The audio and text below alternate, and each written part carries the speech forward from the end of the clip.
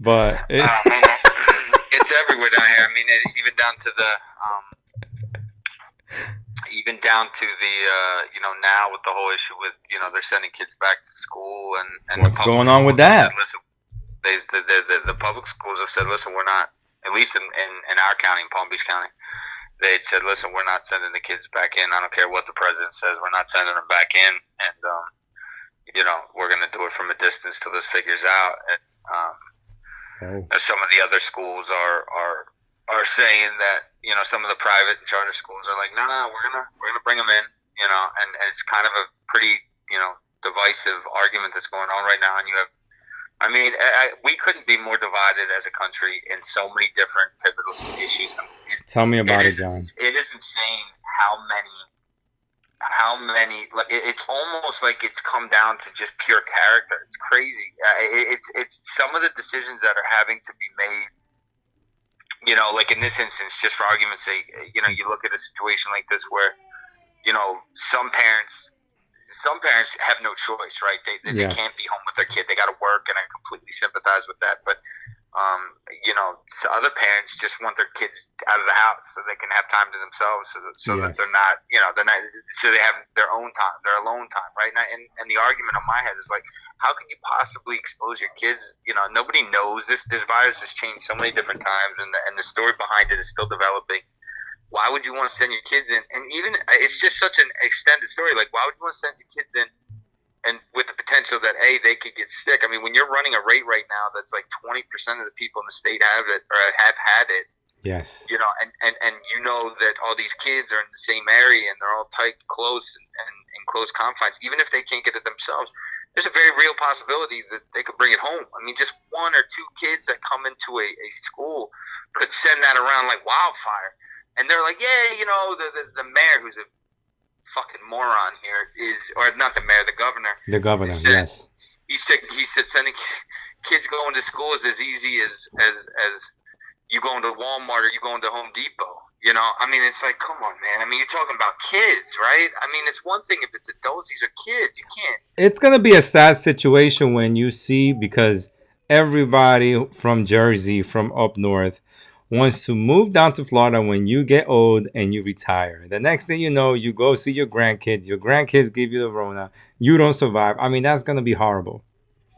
But it's honestly, it's the striations that come off of the conversation are endless, right? Like, you start with the conversation of, well, at least in Florida, the average age of the person that has it keeps getting younger and younger and younger, right? Yes. So there's no definitive response that everybody gets from this particular issue, right? So it fluctuates. So, you want to expose your kid to that? I mean, there's a possibility you want to expose your kid to that when we're sitting in a period right now where it's still being decided, and we're in the most, we're in the most stricken area in the entire country. It should be in a normal environment where there's not political motivation. The answer is very clear, right? It's like, listen, you don't open schools again until it's figured out. But when we're in this environment right now where it's so politically motivated, going into a political election, and the economy can't really function, right? Because people can't get back to work entirely unless schools are open. Yes. That's why we're having this conversation. It's all politics. But the problem is that you're effectively stuck with having to make the decision if you're going to send your kids in. And honestly, with the friends we have, everybody's got a different perspective on it. It's crazy. And this is how it's been since this whole thing started. There's so many different pivotal things that have come up as a result of this virus, and everybody is presented with a decision, right? It's almost like a crossroads you get with a lot of different things, whether it be the masks or the going out socially, or it's just a lot of different things that continue to present themselves. And this is just another really pivotal, profound one. It's crazy.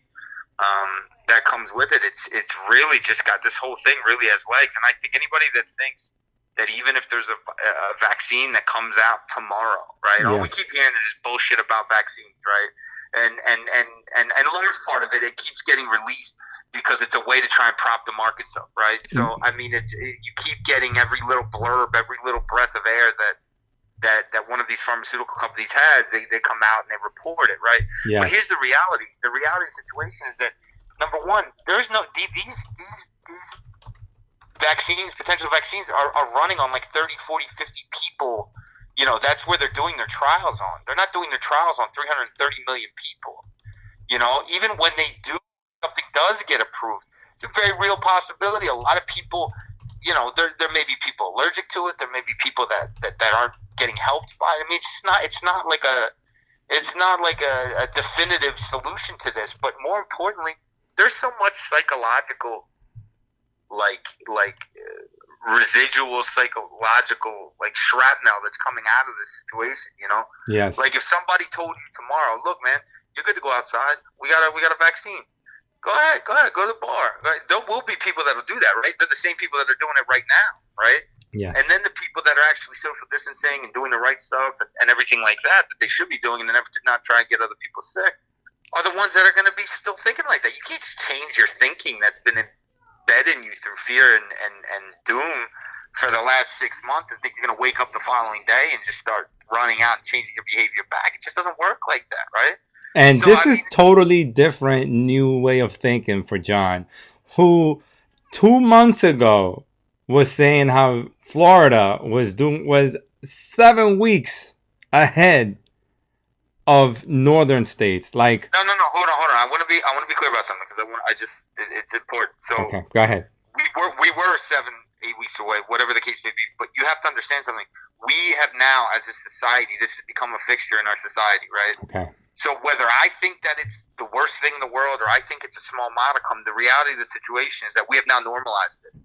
Yes. It is normalized in our society. It doesn't matter if you're in Montana, if you're in Florida, if you're in Nebraska, if you're in LA. Everybody's impacted by it, and everybody has to wear masks. So it's become a way of our life, a part of our life. So you have to normalize it, right? Yes. You have to take it serious because even if you don't fully, and I'm not saying I don't, I'm just saying, even if you don't fully digest it all, and you don't think that it's nearly as bad as it's being projected or whatever, it's there. And there's things now in policy within certain counties where you have to wear masks anytime you leave the house. It's not optional anymore. Yeah. Right? It's not even a choice anymore. Like the example you were just giving about, you were joking about saying I got corona. I'll give you an example. Okay. My wife and my kids went to the beach and with friends of ours, and the one daughter had a cold. And gave my daughter a cold, who brought it home to me, right? And the cold was hellacious, right? And so the whole time you're shitting yourself like, do I got corona, right? So oh my God, you imagine that? You got to go through all these measures in order to obviously get that out, and then you got to start fighting the cold. The point I'm trying to make is this is how we think now, right? You've now normalized it. It's now part of society because you don't want to get anyone else sick, right? Yes. You don't want to be that guy that's out there because now that guy that's out spreading it is an asshole, right? Because he's not taking the necessary measures to be able to check to make sure he's not getting this guy sick or that guy sick. So it's almost like a stigma that's now been normalized in society. So I wouldn't say that I changed my whole perspective on it. I think that it's got more legs than I think a lot of people anticipated, being the virus and how it's been incorporated into everybody's lives. Yes. And I think as a result of it, you're being forced to have to make adjustments, right? Like you just don't have a choice. I mean, I can tell you right now, you go out in Florida, anywhere, you people wear the mask when you go in stores, but people aren't. This isn't like with the amount of media attention that you get down here. This isn't like a shutdown society. You know what I mean? There's people that are just doing their thing, and the people that don't care, and the people that care and don't want to get other people sick and don't want to expose them or run that risk are doing exactly what they should. So it makes sense all over the country. What's that? My friend, I went to go see in Brooklyn. He's from Vero Beach. And I had to go pick up something in Brooklyn the other day on Friday. And he's 24. His girlfriend's 23. And they live in Vero Beach, Florida. And he says that the young people, are the ones going out there, for him, protecting himself. And then he said that the girls, his girlfriend's parents, that they're more like, it's like a political thing where it's like, you don't believe in it, you're conservative and you don't believe in it, and if you're like Democrat, you believe it, and it's But this is my point, though, right? It's caused in a society that was already divided, right? Through just broadly speaking, going back to when Trump was elected, through politics, right? Because Trump represents something, the Democrats represent something else for the most part, and you pick what you like in that particular individual, but on each side, right? Yes. We were already becoming a divided nation when he got elected to begin with, and then you drive it forward and you get into the virus situation, and that has just gotten exacerbated between the stuff with George Floyd and the virus, and now just the extent of the virus, and now you're getting into all these different really pivotal things that you're starting to not be able to trust. Like honestly, like the thing that's getting me right now is the fact that they're willing to throw kids into school, right? And it's not like they're taking a vote. It's like they're taking surveys, and the people are like, no, and they're like, you're going to school, and it's like, when you get to the point where you can't trust the people that you're electing, right? Yes. Because they're putting you and your kids at risk, and that's where it starts to become a problem. It's one thing where it's division. There's a division. There's always going to be division as a result of politics. Correct. Obviously, with everything that's come on with the virus and stuff, and the George Floyd stuff, which is getting the proper amount of attention it should, that has also obviously, brought things to the surface that weren't there before. But then when you get into situations like this where you add on top, it's just such a stew of uncertainty and craziness. And it's just like, you want to talk about, I don't think the word revolution is a really good way of describing it, but we are literally upending what we used to call normalcy, and is getting flipped on its side. Well, right? look now, California today, they're shutting everything down. Everything back down. Yeah, they're closed back up again, which, look, it's not a terrible idea, right? I got to be honest, it's not a terrible idea, because think about it. We're not getting and I don't want to go into too much politics. I know we were trying to do this short, but I know it's just a long conversation. If you think about the fact that, like, there should not have been a situation where the governors were responsible. There should have been a federal mandate early on in this process. This is what needs to be done. This is what needs to be done. You guys got to follow the rules. End of story. The governors more than likely would have fallen in line. We would have been like Italy or Spain or one of those other smaller countries that literally have flatlined now in regards to their cases, and they're now letting people back out. And they may have a second wave, might be smaller, but they've experienced a period where they're literally down. That we didn't ever get down to a small. If you ever look at the numbers and the graphs and stuff, yeah, we shut down for a little bit, but those numbers, those case numbers didn't go down that much. It's really all how the media spins it to us. And if you really look at the actual facts and the numbers, and everything that comes along with it, you'll see we didn't really go down anywhere near what some of the European countries did. New York City hasn't reported a coronavirus death in like a month or 2 months. It's like March. No. Today was the first day. Today was the first. Okay. Today was the first day, or that there was no death. The first day where there was no coronavirus death in New York, which is great, right? And you hope that it stays that way. When you were getting 1,100 people or something on a daily basis, 900 people, 700 people dying on a daily basis. I think the highest day in New York was like 800 or 900 people in one day, which is too many. Right? Now we don't mean to talk about the Rona, right? But the Rona has a lot to do with economics of your state. Has everything to do with economics. Has everything to do with. Listen, the one thing that needs to be understood is consumer sentiment is a large driving factor in our economy. As how we feel about money and how we feel about the broader. That when you have situations like this that continue to heal the economy and continue to heal and exacerbate the uncertainty surrounding your employment, people are not willing, wanting, or interested in going out and buying. We're a consumer-driven economy, which is run 65% roughly consumer-driven. So, a large majority of it is people going out and buying. When people don't go out and buy, you run into problems. Look at all the major, and I'm not laughing about this. I talked about this last week. Look at all the major retailers that are filing for bankruptcy now. Every week it's another one. Brooks Brothers just filed a couple of days ago. Brooks Brothers has been in business for 200 years. Jesus. You're talking about Lucky Brand. You're talking about New York and Company. You're talking about, the list just continues to, and we're like 4 months into this, right? And we're still like knee deep in the bigger issue and the bigger problem. So, how many more retailers are going to be? It's unfortunate, but it's a reality. A lot of these retailers can continue to feel it because people aren't going out of their house; they're buying online, and as a result, this is what you're seeing. They need to make a certain amount. When you cut that down, it goes back to my whole argument for anybody that follows us a lot about the housing stuff. When you cut out 2 or 3 potential buyers out of 10, and you used to rely on 10 buyers, and now you're cutting it down 2 or 3 as a result of unemployment or whatever the case may be. Yeah.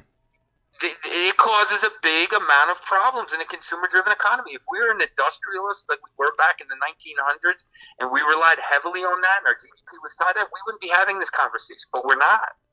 We're a consumer-driven economy that relies solely on us spending money. When people stop spending money, things happen, and not good things. So, and it drives prices up of properties because you said there's not that many properties for sale, so many people are bidding that there begins a bidding war. And properties but that's just again, it's happened with everything. If you go back and you look when different areas opened at different times, right? Florida was obviously we roughly closed, but we didn't really get hit with anything significant early on. There were other areas like that, areas like New York and other ones up north that were shut down that are now opening up more aggressively at the beginning of June and into the middle of June. There were situations where you're getting people out. Now people had pent up demand, right? They were sitting in their house. They couldn't go out and buy a car. It's almost as if, when you tell somebody they can't do something and then you tell them it for 4 months and they can't get out of the house, they want to run out and do it as quickly as possible. Yes. That will burn off, right? That will burn off. All that will burn off. And then the psychology of the situation will sink in. The media is going to come at us and tell us something else is going to happen. No, I think what the media is more than likely going to try and do over the course of time, because they've been the one thing that you see. I mean, I don't watch any of the right or left wing ones. I don't watch Fox. I don't watch CNN. I mean, obviously they're so radical in their personal opinions. Correct. As far as they're biased. They're biased. Yeah, their views are just so far right and left that majority of the people in this country live in the right and left leaning, right? We all have similar ideologies, and we all live in a right or left leaning environment, depending on who most of us do, right? Correct. So you just try to tie yourself close to the person that you most acclimate with, relative to whatever their approach is, and how you appreciate that. But I mean, I think the media is really just. I don't see them coming out with any more fit because I don't think there's any need to. Like, what is the point? We live in such an uncertain environment. There are so many seeds sprouting of just more divisiveness. Like I'm saying, just around the school thing, around the mask, and it's going to be more. If you really think about it, and you get to the point that now the market is leaning on the fact that there's going to be another stimulus, right? Yes. There's going to be another stimulus that they want to get done in August, and they have to get done in August. If they don't. I think you see a lot of selling, but who's that money going to go towards, right? You're going to have to get money toward. I mean, there's so many areas right now that have holes in them, and obviously it's just another scenario where you're just trying to buoy the boat and keep it just, try and plug them a few more holes. I just think that there's so much more to this, like I've always been saying, that's got to play out. That, like, while that happens and while that goes on, and while Main Street America figures out that we are in a contraction right now, and they finally realize that what the media's been telling them, that it's just going to buoy back and it's going to bounce back and nothing's going to change, right? I just think once people grasp that, which Main Street is normally really late at grasping that, right? Once they grasp that, it's probably going to be as a result of maybe their employer cutting their job or whatever the case may be. I had a really long conversation on Friday with a client where we were talking about we were trying to play out all scenarios, right, of how the next 6 to 9 months could really play out. Correct. And I don't want to play out the worst case scenario, because the worst case scenario is just it's there, and I think everybody knows what the worst case scenario could be. I think even a middle of the road scenario still takes into consideration that a lot of the jobs. I mean, you're going to have employers that have that aren't taking a beating from this, that are going to use this as an opportunity to fire people, right? They're going to do it under the auspice of, we need to cut, we need to trim down, blah, blah, blah, blah, blah. And they're going to let people go, whether or not they're impacted or not, because it's an opportunity to utilize situations like this, for lack of a better term, to trim the fat, right? Yes. To keep their costs down for people that they don't need, to allow themselves to be more efficient, and to do it in the name of whatever is going on at that particular point in time. So even companies that aren't going to get impacted are going to impact. You know what they're going to say? In those companies where they do that, let's just say they fire 10, 15, 20,000 people. The other 25,000, they say, listen, you know what? Look, we kept you because we like you. We kept you because you're good at what you do. All those people, they don't have jobs. The economy, it sucks. But you know what we're going to do? You make $100,000 this year and you get all these great benefits. We're going to give you 80. Okay, and you're going to still have a job. We're going to cut back your benefits. We're going to cut back this. We're going to cut back that. So your package is going to be shit, and they're not going to say like that. We're not going to match your 401 anymore, and they're going to trim all the way around. Because this is how they delever, right? But they're going to say, no, listen, you still have your job, right? Yes. You still have your job, even though you're making 20% less, and your benefits suck relative to where they were at before. You still have a job, though. That's all you should care about. It's like a psychological game, right? And it's how it all plays out in corporate America in a lot of cases, and it gives them an opportunity. That's what I'm saying. Like, it's one thing, the issue that's going on Main Street with like retail operations and businesses and stuff and all that stuff, but that's a whole different psychological mindfuck that goes, excuse my language, that goes on with corporate America when situations like this happen, right? It's a totally different scenario that plays out there as it applies to consumers. And what do you think? Where do you think consumer sentiment goes then? Like, what do you think? How many people do you think are going out and spending when they just get told by their boss, "Listen, you got to keep your job, but we're cutting back here, and here, right?" Look. There's a good amount of the. I don't want to say good amount. There's a doing very well. Obviously, is doing well. Certain areas of other parts of our economy that are also doing well and are positioned well in situations like this, right? Yes. But the vast majority of our economy is not positioned for something like this, right? They're just not. They're positioned for people to be out, to be active, resorts, hotels, restaurants, etc., right? Yes. They're not positioned for this kind of stuff. We're consumers. We want to go out and spend. How do we go have fun? We go to restaurants, we go to bars, we go to resorts, we go to hotels, we vacation, so on and so forth. You know that today, just to give you an idea, and this is something I don't know if everybody pays attention to because the media does a good job of keeping this quiet. Okay. So obviously we're trailing China by about 2 or 3 months in this process, right? They got it about 2 or 3 months before us, so we're technically trailing them.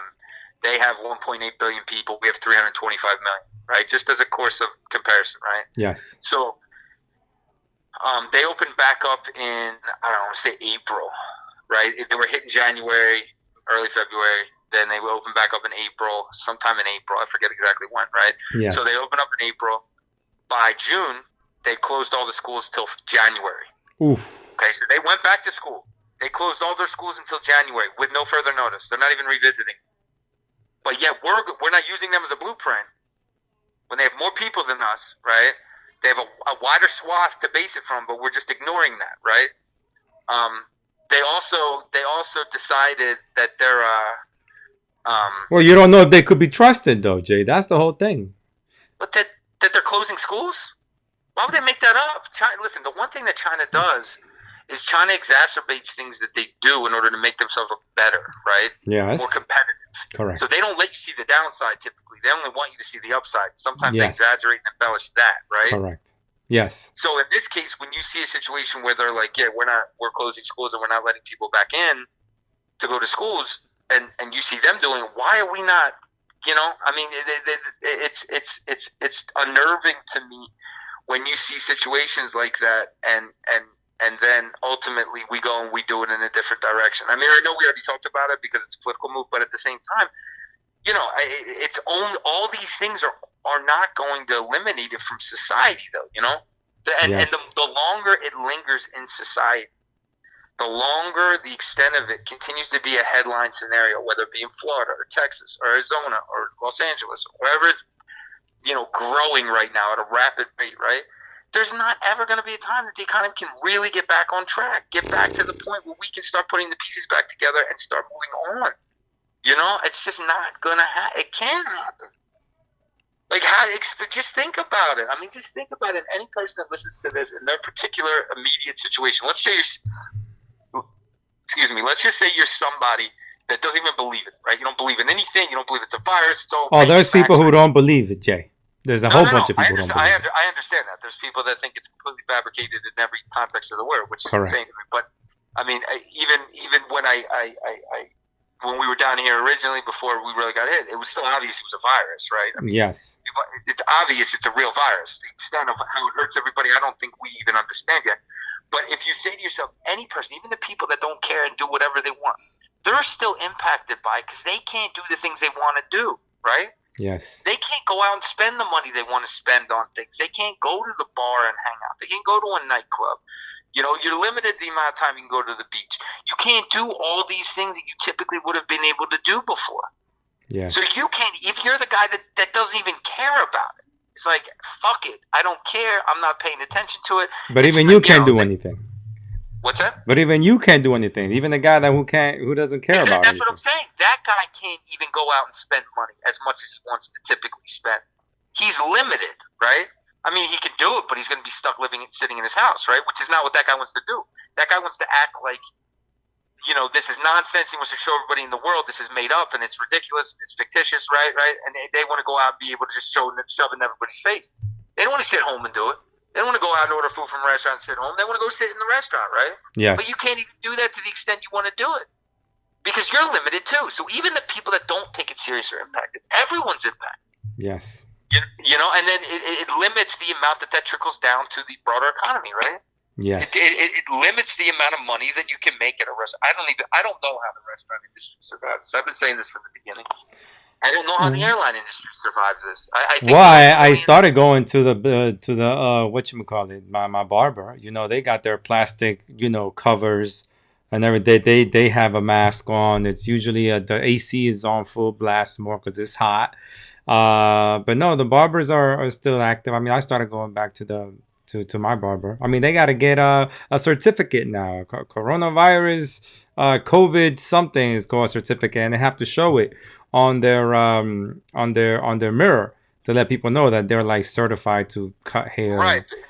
And I think that's the absolutely right way to do it, right? So if you go in, you know what you're dealing with. You can at least make the decision that's in your best interest. But I'm saying, you know, in regards to barbers, that's one thing, right? I mean, Yes. each barber makes a certain amount. You know, some goes to the house, some stays in their pocket. Yes. When you're talking about a restaurant, you're talking about. We've talked about this on previous ones. I don't know how that business.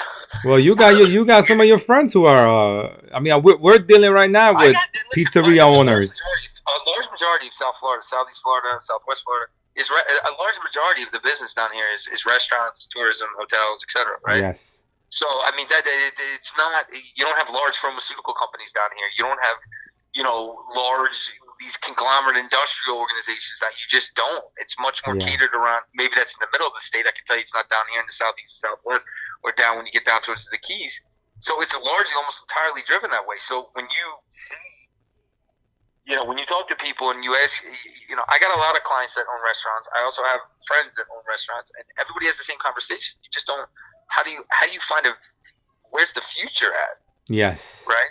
I mean, it is a domino effect that so much still needs to even out, right? I mean, right now the rents are at optimum levels for a lot of these places, and they're going to have to come down to make it economical. So well, Jay, here's the thing. I went to go visit my boy. He gave me something for me. He's a Florida kid.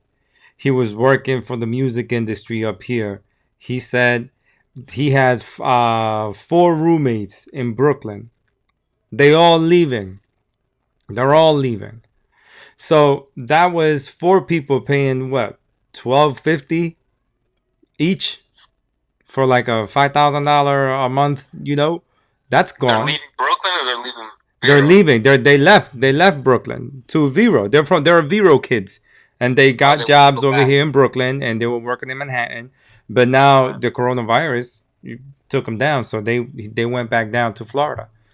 So, yeah, and honestly, I can tell you, I'm not exaggerating when I say this. I think I told this last week too. I have over the last month have had maybe 6 weeks. I've had 7 or 8 people tell me they're moving to Florida. You know, I don't. Everybody's got a different reason. We got customers that lived in Brooklyn too and moved down to Florida. Karima, there you go, Karima. Right.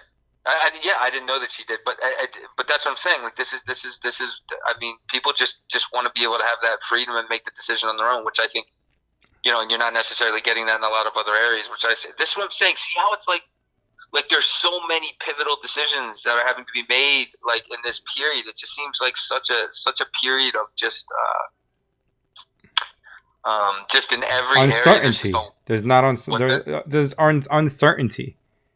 No, there's a tremendous amount of uncertainty, but I mean each individual person is presented with, in most cases, like, some pretty significant decisions. It's not just like, Oh yeah, yeah, yeah, what am yeah, I yeah, yeah. I mean, not only that, what am it's I going to order for dinner tonight? It's like most people are, and some people aren't built that way, right? They're not built, they're very indecisive. It's not easy to make decisions. And they float around. So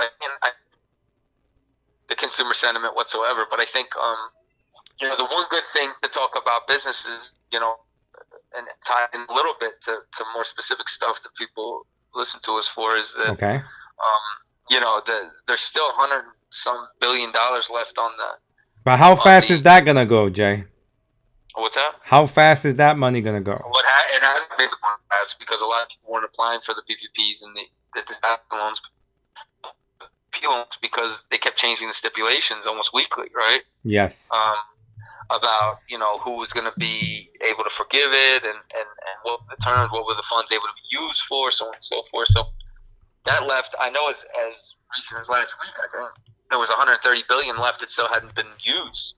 That was just kind of lingering out there. So that's why I'm saying it's going to be really interesting. They're trying to formulate the next stimulus plan right now, and with that in mind, you ask yourself, if there's $130 billion left still that they haven't spent, which represents a reason 30% of what the last stimulus was, businesses. Why would they go and get more money for businesses then, right? So Yeah. that demand. I mean, I don't know how they're going to organize that. This next stimulus that they're proposing is going to be more catered around, specific industries and because I don't know what they're going to do with the mortgage industry. I don't know how that's going to play itself out. That's going to be, you want to talk about a shit show. I mean, that is the. You said you cut out when you said the industry, the mortgage industry, commercial mortgage industry. People that own commercial buildings. Like strip centers, commercial buildings and stuff. I mean, they're not getting paid by anybody, right? And can they take EID and can they take the stimulus money? I mean, the PPP. Yeah, sure. Yeah. I mean, some of them I think can, but I mean that's not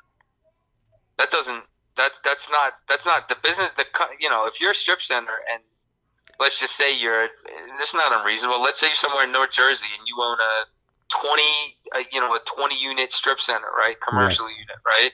Some restaurants, some laundromats, some franchises, so on and so forth.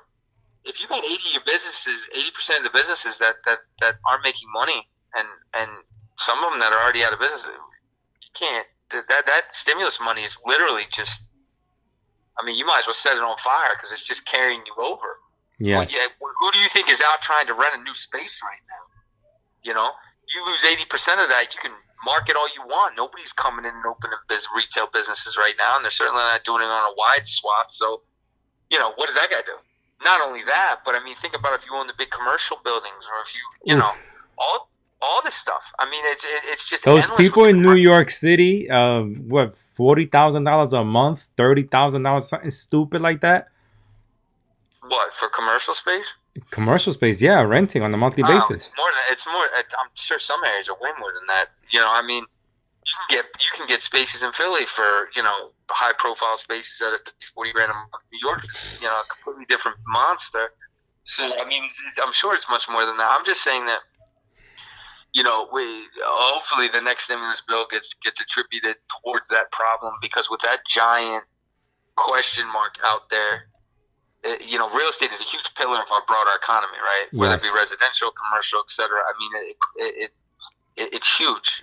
John, have you gone to Zillow and checked how many homes are for sale? No, not recently. I mean, there's a bunch of 7,000 in New York City. People have left New York City. It's going to continue. It's going to be. That's what I'm saying, though. There's another decision. It goes back to what I was saying. I've been repeating this whole call. There's so many major life decisions that are getting made in a short. People wake up, something happens, and say, I know we made a whole podcast about moving. What would happen when I was in Philly, and that we week made a whole podcast about me saying that I think people are going to start moving out of the city now, move to suburbs, and obviously it's exactly what happened. So it's not like this wasn't anticipated. I'm just saying that.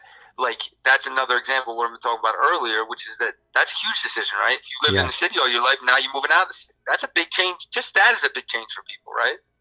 Then you couple it with all these other variables. If, let's say, you have kids and now you move your kids out of the city, And the guy out there is like, yeah, you're sending your kid to school, and you're like, what? No, I'm not sending my kid. You know what I mean? Like all these different things that have come, and it's like this storm that is all coming at the same time. But it's like you need to be so clear-headed, right? Because the fact of the matter is, these are all very important decisions, and I feel like sometimes people make them hastily, and they don't realize the significance of them. Like I see all these people out buying houses, right? I talk about it all the time in these Correct. podcasts.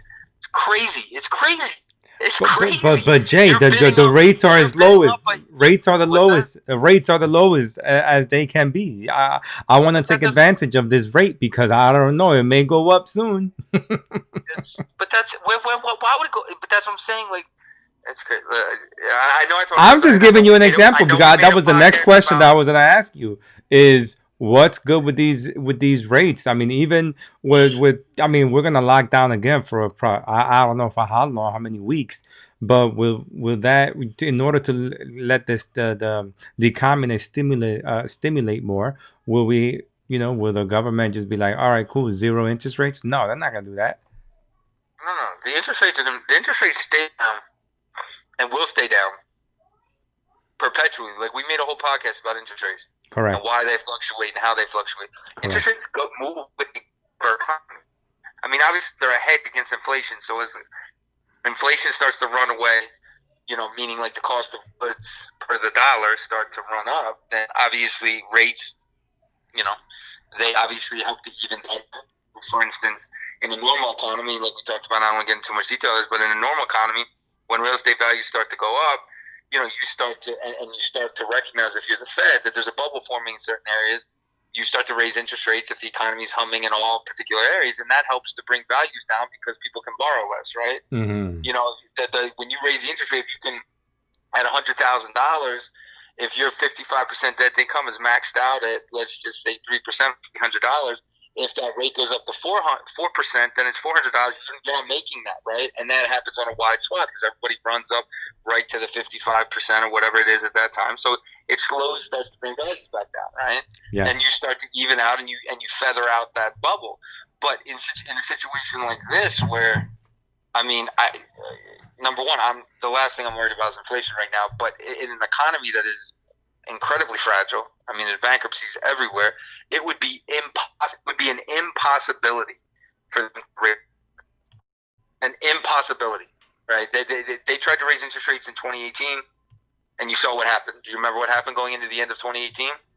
It was a disaster. Yes. It was a sell-off of all sell-offs going into the end of the year until they turned around in the January meeting and said they're raising. So, I mean, this is what happens. We don't live. Now, granted, that was like the third or fourth cut at the end of that year. But the reality is, as we start to raise interest rates, it pressures the economy, and we don't have the ability in an economy that's stable under any circumstance with any certainty whatsoever right now. There's absolutely not even a chance. At the 2 meetings ago, Jay Powell, the Fed chairman, said, we're not even thinking about raising rates. If that's not a definitive sign that they have absolutely no interest in raising rates in any capacity or even entertaining the idea, I don't know what else would, because that's the guy that makes the decisions. To take advantage, You're cutting off a little bit, Jay. A 2.99% interest rate as opposed to a 3.25, and those 30 basis points on a $300,000 mortgage represent $9. But in essence, you're going to overpay $40,000.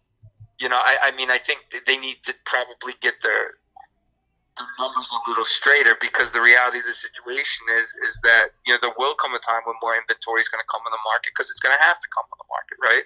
It's going to have to. It is inevitable. With the end of July, the unemployment, that unemployment thing runs out. The unemployment benefit, right? The $600 extra. What's that? Exactly. That runs out at the end of July, and I don't think they've already said they're not going to extend that. So, I mean, that's out the door. That alone is going to put pressure, period, on the consumer, right? Especially the one that's unemployed, that was doing okay the last couple of months. Did they save them money? I don't know if they did. I don't know how many people did, but just that little adjustment right there is going to cause a lot of problems. Then you get into the fact that in the next couple of months, you're going to see more firings. You're going to see things that are going to go on. You're going to see what happened 2 weeks ago when, 2 weeks ago when you saw the new jobs. There was like 4 million jobs posted. Remember, the market went crazy that day. Yes. And it's the people who came back. Right, and what people didn't realize is that Some did. Some most like 0.6 or 2.7 of them were jobs related to restaurants and hotels and tourists and tourism. Right? Yes. Those jobs aren't going to stay. If you're turning around and reverse engineering, all these plans of being able to open inside, you're not going to need 15 servers if you're in Los Angeles, which is, by the way, one of the biggest cities in our country, if not the biggest. You're not going to need 15 servers at a restaurant anymore if you can't even open the restaurant. They just got shut down, right? You're not going to need 15 servers at a restaurant in South Florida if you can only eat outside, right? You're not going to need all these people at the hotel because the capacity isn't going to be there. You're not going to load up and spend extra money that you don't have in an environment that you don't need to. So you're going to see not only that, Jay, we're helping Frank, who owns 2 restaurants in Hoboken, New Jersey, and he said Hoboken is a square mile, and all they're doing is building buildings like 15, 16 floor buildings. Like you know Hoboken, New Jersey.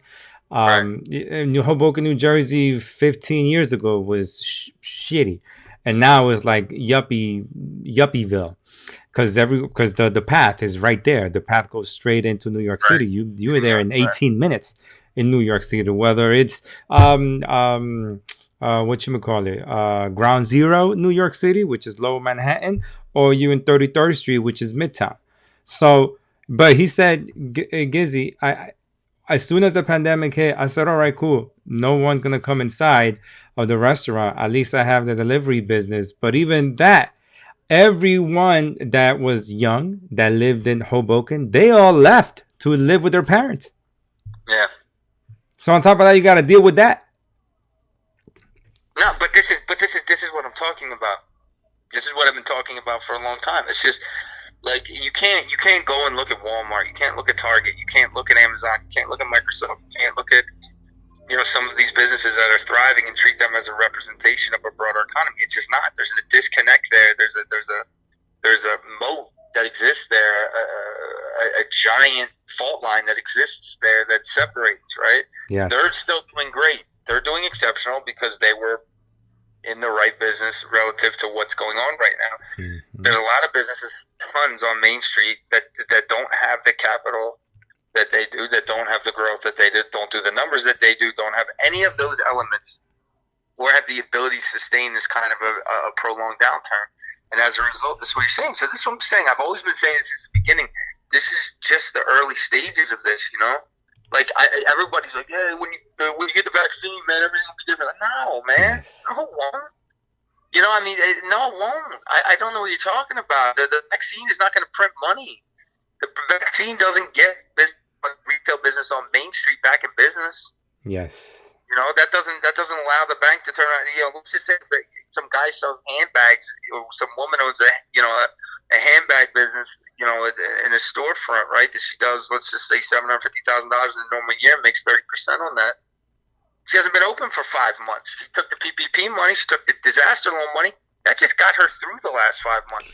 That's not nuts she's saving, right? To put aside. That was just her to survive over the last 6 months. So now you say to yourself, okay, let's just say a vaccine comes out tomorrow. Now it's going to take a couple months for everybody to get it, right? If it even works. So then that puts you into whenever, right? Mm-hmm. And then you say to yourself, well, how are they making money in the meantime? Everybody's just going to come running out and buying and spending like that? Nah, man, come on. That's not how it works. I follow, not follow, but you follow Rory Chadwick. Midtown Authentic is his business. And you know Rory. We helped him, and he was going to put 2 other stores, one in Princeton, New Jersey, which he said he made a mistake on because there's not a lot of traffic. But then he had another one in Westfield, New Jersey, which is uppity people right next to around Short Hills, New Jersey, which I don't know if you know anything about Short Hills, New Jersey, but Short Hills, it's like expensive area. He wants to stay open. He wants to have a place that people can go and shop, but he doesn't need it anymore. Everything is gonna be online. Yeah. Well, just think and he sells $1,300, $5,000 purses. That's his business, is selling, purses and high-end items. he doesn't need to have a place to shop. I mean, he doesn't need to, for you to go and shop. People got to learn how to shop online and see things that are going to be for real, or I mean, authentic or not. I know, but just listen. If Rory was able to pivot that simply and easily, right? I think that's exceptional, right? I really do. I think that's awesome. If he was able to do that, I've talked to him a couple of years. Yeah. But the most people aren't capable of doing that. Most people aren't capable of being like, yeah, I'm going to change my whole business model. I'm going to change it in 3 weeks. I mean, they have to, right? Yeah. But there's a lot of people that just sit back and like, all right, I'm going to wait this out.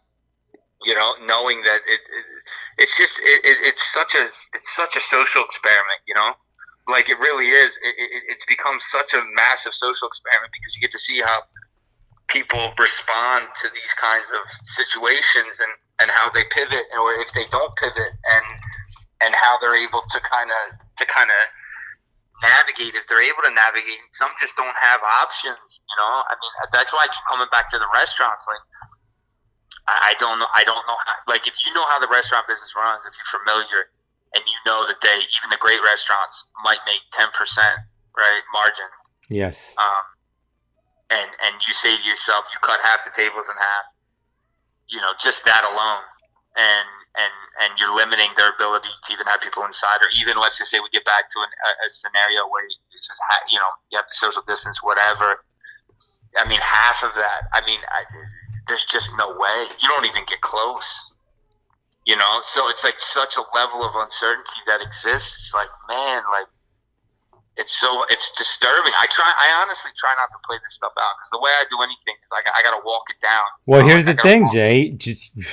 When this whole thing started, Jay, you were chilling in Florida. Nothing was happening in Florida. It's not as condensed as it is in New York City. There was always we talked about this on the podcast. There was always businesses that weren't able to be open. We shut down like everybody else. We just didn't shut down like shut down like now. It's honestly, man, it's not. It's less shut down now than it was before. But more cases. Well, that's the reason why you're getting more cases. Back then, the only stores that were open were like Walmart and Target. When you guys were shut down, it was like that here. It's just you had flexibility to go out to, you could go out. Correct, right? correct. You could go out and actually function, right? I mean, the gas station might be open. Some restaurants, supermarkets were open. But, it wasn't, most of the places weren't open because people were at home. It was a stay-at-home order, so you couldn't really go out and spread. Now, like all restaurants, like the restaurants that are open, but you can only eat outside, right? Or you can, the ones, some of them you can go inside and, you have to sit like however, you have to sit every 10 people or whatever. It's so spread out. It's like they're using a quarter of the space. Correct. Yes. It's crazy. So it's like, in situations like that, you say, how long can they afford that? I don't know, man. I think that I understand what you're saying as far as, like Florida now, but I'm more looking at it from a perspective now of that I don't see an end to this, right? Like what I was trying to say earlier was that I whenever I walk into something, whatever I do, it's real estate, business, etc., I walk it down the line, right? Even if it's in a stock trade, if I'm doing something with the fund, I walk it down, right, and I play it out in my head, 3, 4, 5 steps like a chess match, right, like ahead. There's so much uncertainty. You can't play it out. There's so many variables that exist in so many different ways. So if you think about it, and the thing that'll be a good gauge is tomorrow. The banks, JP Morgan is reporting in the morning, and so is Wells Fargo, which arguably is one of the best banks, meaning JP Morgan is the biggest in our country, and Wells Fargo, which is been having some really difficult times. They're going to be a good indicator of what they're seeing as far as how they're going to approach going forward and what they're seeing on their end as far as growth and expectations going forward. And it's going to have a lot of impact on what the market does. I mean, I think that I just think it's, anybody that most people that are buying anything right now are doing it under the blind auspice of the Fed. The Fed is backstopping everything. But I mean, like I said before, I said it last week and I'll say it again. Look at Japan in the 80s, late 80s, early 90s. Same thing. Dropped the rates to 0%. Their equivalent to their Fed governor did the exact same thing. It was so accommodating, and Japan has literally been their economy at one point in time, Japan's economy was battling with us, right? I mean, Yes. we were the same way we battled with China. We were battling with Japan back then, Yes. and Japan isn't even in that conversation anymore. So I mean, for people to think that 0% is just 0% interest rates is just the end all be all and it just cures all problems is insane. So I just think that there's a lot more to play out here. I just hope it all ends. It all comes together comfortably. I think that's the ideal scenario. Right? Get a vaccine, everything comes together. This was like what I was mapping out the other day with the clients. Like the A scenario, the scenario that is so hope embedded in our society right now, and in the market as it's priced, and the people that are buying houses right now is there'll be a vaccine, and everybody will be able to take the vaccine, and everybody will start hiring back, and asset prices will continue to go up. Now, I mean, even for people that don't understand the market, does that sound realistic? Oof. I'm asking you, does that sound? Oh no, of course not. Does it sound realistic to you that the best case scenario, if you played this out, if you tried to play this like a chess game and you played this out, your best case scenario, your A lane right now is that a vaccine comes in the next couple months, right? Yep. And that everybody can take it, and it works for everybody, and that asset price and that employers start hiring back to get unemployment back around 3% where it was, right? And that asset prices continue to rise uncontrollably as they have been, and that nobody gets laid off, and for the banks start to relend again, and all these things have to happen. Doesn't that sound like literally you have to go like 10 for 10 in order to get all of them to hit, right? Like, what are the chances of that happening in that kind of synchronicity? I just, like, the probabilities are very, very difficult. You know what I mean? And that could take a quarter or two. Say that again? That could take a quarter or two. A quarter or two for what? A quarter or two maybe for the vaccine. I mean, to get employers to hire people back, that doesn't. That's not, especially corporate America. I mean, that's not a quarter or two. To get asset prices back up. I'm just saying, like, if you hear that in simple terms, like, we have so much hope baked into this conversation right now as far as what everybody thinks. That's why the equity markets are still wrangling up here, because their hope is that there's going to be a vaccine. That's the hope. Even though I think it's going to be a seldom news event, that's the hope. The hope is that it's going to be a vaccine and things are going to go back to normal. Oof. But so much has to hit exactly on point in order for that for the next 2 quarters. I think the next 2 quarters are going to continue to just exacerbate what is already on the table. And I think that once a lot of this, misguided, misdirected hope starts to wear off, and then we start to get some certainty that people can wrap their brain around where this economy is headed and what's more realistic, which could be, I'm personally thinking it's going to be more of a middle road scenario, I don't think it's going to be the worst case scenario. I don't think it's going to be the best case scenario. It's going to be the worst case scenario, or the middle of the case scenario, which typically falls in where the government's going to prop it up a little bit more. The Fed's going to be around. Over the course of time, unemployment's going to continue to sit where it's at, if not higher, and it's going to bang around here, and even at levels like this. And this is even if Trump or Biden get in. Well, the story now is that Biden has said that he's not going to be as difficult. So the market's not really factoring in the fact that he's going to roll everything back. But the one thing he did say, though, is that they are going to tax, and that, he is going to raise taxes. So he's already made that known, and that's a big problem. That's going to be a big problem, which the market isn't factoring in yet. So, I mean, look, I think that we make a mistake as a culture of treating the stock market like it's the pulse of the economy, and it's not. You know what I mean? Yes. Like, people look at the stock market, they're like, yeah, it's up, so we're doing fine. No, you're not, man. The stock market is not the pulse of the broader economy. The stock market is not factoring in all the restaurants, all the, like you said earlier, the barbershops, all the laundromats, all the other places. Vacations and all that stuff. Yeah, they're not taking any of that in consideration. It's not getting factored in at all. And it has no indication on that. And if you really step back and just do numbers, That's all you got to do is just do numbers, man. Numbers are everything. Well, as it applies to the situation, and if you do the numbers are really difficult right now. So hopefully you'll start to get some situations where it'll start to even itself out. I mean, I think that that, for now, I think the people, as long as inventory stays low and house prices go up, I think that's going to scare some people away, because there are people that understand this, right? Yes. Like, they understand they don't want to be chasing anything. You shouldn't be chasing any investment. That shouldn't be how it works. You shouldn't be out chasing. In a time like this, I'm not laughing. At a time like, you shouldn't be out chasing a value higher. That's crazy. That's crazy. It's crazy to just say in a normal market, right? And the last time I saw this, when people are out chasing like that, it was 07, 08, where you'd see people chasing values up. Now, this is totally different than that. But the way you're seeing people chase values up right now in limited supply, it's almost like the way you saw the last couple weeks. And then today it just got bitch slapped, right?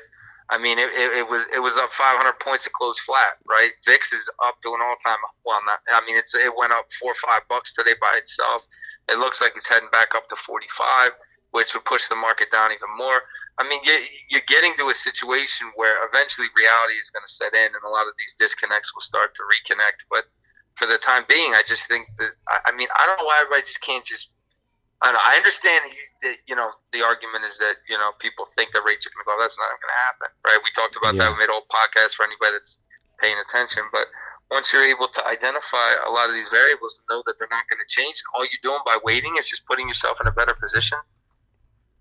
I guess patience is a virtue, right? And it's a virtue not everybody has. Well, also I was going to ask you about we have a lot of customers right now who are starting who didn't qualify for the PPP loan. A lot of people thought that it was going to be credit related. And I think the EIDL are both of them credit score related, or you got to have a minimum score? No, I think just, at least in my experience, only the EIDL is the one that has the credit requirements, 575. The EIDL, 575. So even with that, people, you were a business owner, you didn't care about your credit, you didn't qualify for that. That would have been money you would needed to stay open or do any, whatever. I mean, I saw a picture the other day of real estate investors, I believe, getting the PP whatever loan.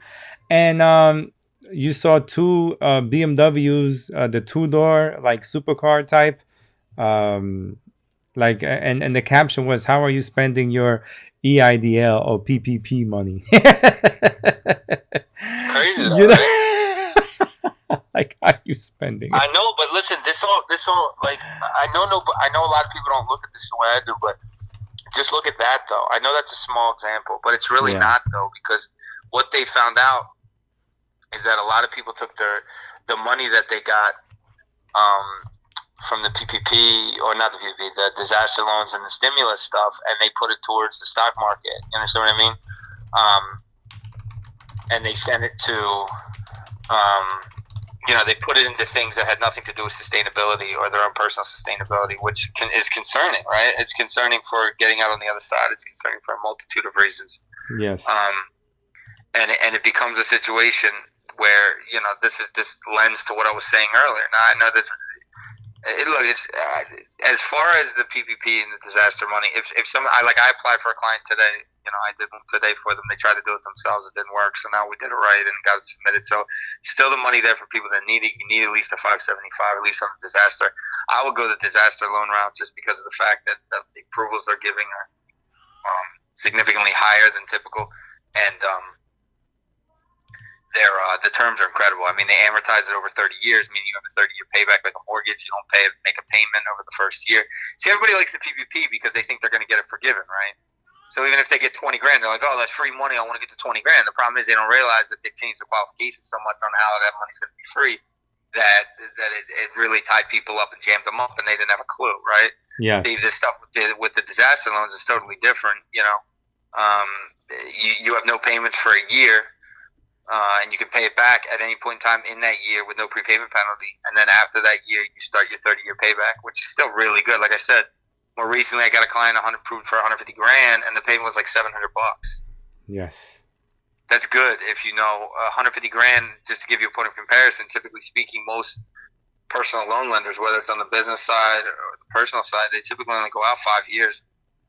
So you're running this out 30 years. Oh wow. 5 years on 150 grand is about $2,700 a month. And which one is the one that could become a grant if you pay for your employees to stay and all PPP. that? PPP. But I mean, that's the problem, because that's what people were originally told, and the stipulations kept changing. Mm. And as a result of that, people got concerned because they were taking the money before, and then they realized they weren't going to be able to get the grant, and then it becomes a loan, right? And Yes. then that's why everybody flocked. But the PPP that loan is not. The terms on that are not exceptional at all. So it's much more, in my opinion, it's much more sustainable on the disaster loan side of things, and there's a lot of money still there, and they're still taking those applications. So if a business needs it, you got at least a 575 on Experian, and you make money, I would definitely advise it. But that's the cutoff. Everybody is confused about that there's even a credit requirement that they even pull credit, which I don't, I'm pretty sure that they explain that they pull credit. I think that what's happening is the two programs are getting confused one with the other, Yeah. and I think that people aren't entirely crystal clear about the differences between the two. But I would definitely, the fact that they're willing to go out 30 years, I think that's awesome. And I think it's great for people's ability to pay it back. Plus, the interest is actually really good too. So we're gonna get to your questions. Still a lot of money to get. We're gonna get to your questions in a few, my people who are asking questions right now. But no, we're getting a lot of customers right now, and the big worry, John, is that there's only 100 billion left. 130 is the last week. Yeah, 130 billion is the last. They're like, I had a customer ask me, should I just add trade lines to boost the credit scores? Is it like credit score driven? This appears to be a situation. Obviously it's a short program, and I've helped a number of clients with it. But it appears that would probably work in this case. Curtis Davis just said the PPP and EIDL have different purposes. Yeah, well, they do, but at the end of the day, it's the same common theme, which is to get liquidity to the business, right? I mean, Yes. the idea behind the PPP was that they were going to front for payroll and for expenses that are tied to the business, right? So you're going to give them a list of, let's say, your payroll and your business expenses are 20 grand a month. Mm-hmm. They're going to give you 2.5 times that. So you're going to get $125,000 that in effect, it's effectively going to cover you, for a certain amount of time, right? And then Yes. you're going to, as long as you, well, the original idea was that as long as you kept your employees, this is how it was originally, projected, is that as long as you keep your employees, you weren't going to have to pay it back. And then things started to change because, people started to not spend it on what they were supposed to, and they were letting people go anyway. And, because there wasn't enough time for them to build in these stipulations or these protective measures prior to, they did it on the run. And as a result, you started to see this stuff, which is exactly, why it played out. But I'm saying that for all intents and purposes, if you're a company that's making, like, for instance, like an example, a client of mine, he buys and sells trucks, like commercial vehicles, right? He buys them, fixes them up, and then resells them to an end buyer, typically a dealer. And Correct. he does like $1.5 million a year, right? His net income was like $150,000. His overhead on the monthly basis was like 12 grand, right? So in essence, he would have got 2.5 times that. So he would have got a loan for like 30 grand for the PPE, right? That's what he would have gotten. He would have got 30 grand, right? And that 30 grand would have done nothing for him. We applied him for the disaster loan, got $150,000. So, I mean, yes, to answer Curtis' question, he's absolutely right. There are 4 different purposes, and I'm doing air quotes over here. Okay. But the reality is, it's the same pool of capital, and it's going towards the same common goal, which is to get these people as much money as you can possibly get under the right terms and circumstances. And in my opinion, from having to do these and see how the terms and the circumstances play out with both these types, I think the IDL it has much better terms, much better approval process, much less headache, much less paperwork, much quicker funds, much better terms and paybacks and exceptions, etc. And I just think that it probably makes more sense than trying to figure out how to avoid having to pay this back, because chances are you're probably, and that's why people go with the PPE. Yeah, yeah. Or that's why people went with the PPE. But it should be, it should be something to take note of, the fact that, there's still $130 billion left that people didn't take. But how much was it originally, Jay? Was 600 something? 500 billion, I think. Okay. So this is roughly 30% of it, 30% of it is still outstanding that people stopped taking. And a lot of the banks said it's because of the fact that they were constantly changing the PPE element of it, right? So, because people that thought they were going to be it was going to be a grant, it wasn't a grant.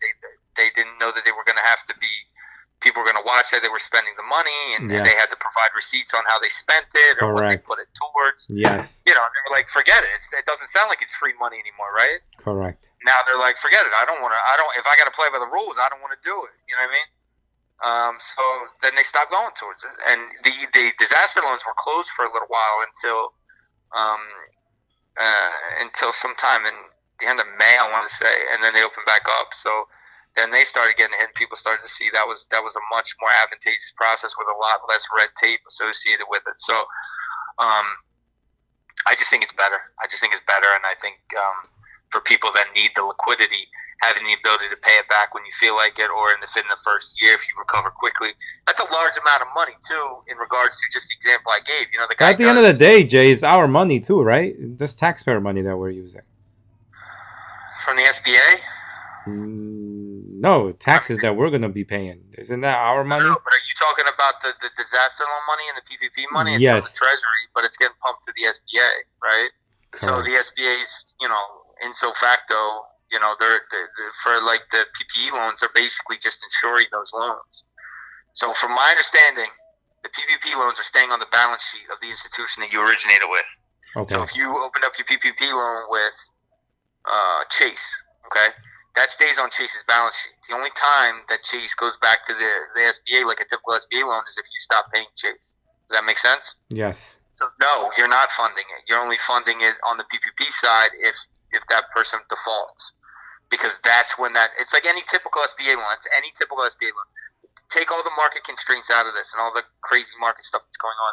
Okay. In a normal scenario, an SBA loan, you'd have to originate, whether you're doing a 504 or an express loan or whatever the case may be. In a normal market, you would have to go to an SBA-approved bank, and that bank would lend you the money, and the SBA would effectively be the insurance policy on that loan.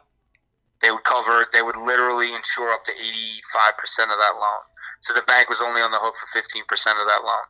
Okay? So no, theoretically, that's not how it works. The disaster loans, though, that's a different story. The disaster loan, you don't have to put it through a bank, and you're getting it directly from the SBA. So more than likely, that's coming from the Treasury directly, and more than likely, we're probably funding a portion of that, yeah. And more than likely, we're going to be the ones paying it back when tax rates go up, in the next 6 to 9 months, 12 months. Curtis just asked, can we go back and apply for an EIDL again? I got approved under 10,000 amount. Yeah, that's exactly what happened to the client of mine today. So I have a public adjuster, a really big one here in Dade County. He's a public adjuster, and they when they submitted it, they did it on their own. I don't know why, and they did it wrong. Oh man! And they got the advance, right? Like when you submit it, you get an advance. They'll give you an advance that you can get quickly. It's like $10,000.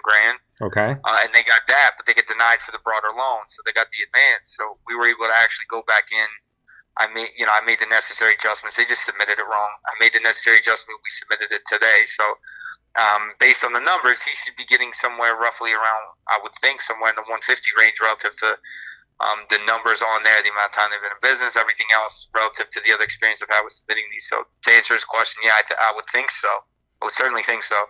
I didn't see any problem when I did it today. There wasn't any hang-ups with submitting it again. So I don't think you'd have a problem. Okay, so we got some questions here. We got Chuck, who's a real estate investor here in Jersey. What's up, Chuck? I am Snoop, Callie in the house. Gerard Tankheel, hello from Washington State. So we're national, Jay. And last week we were actually international. We answered that question from what? Great Britain, the pub Yeah. owner. Hmm. We're reaching out a whole bunch of people in this podcast.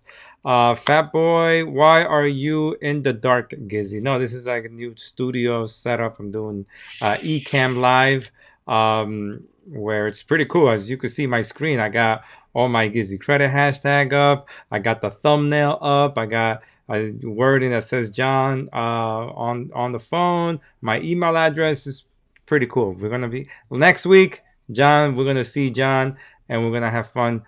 We're gonna keep having fun doing this podcast. And then my wife said, what my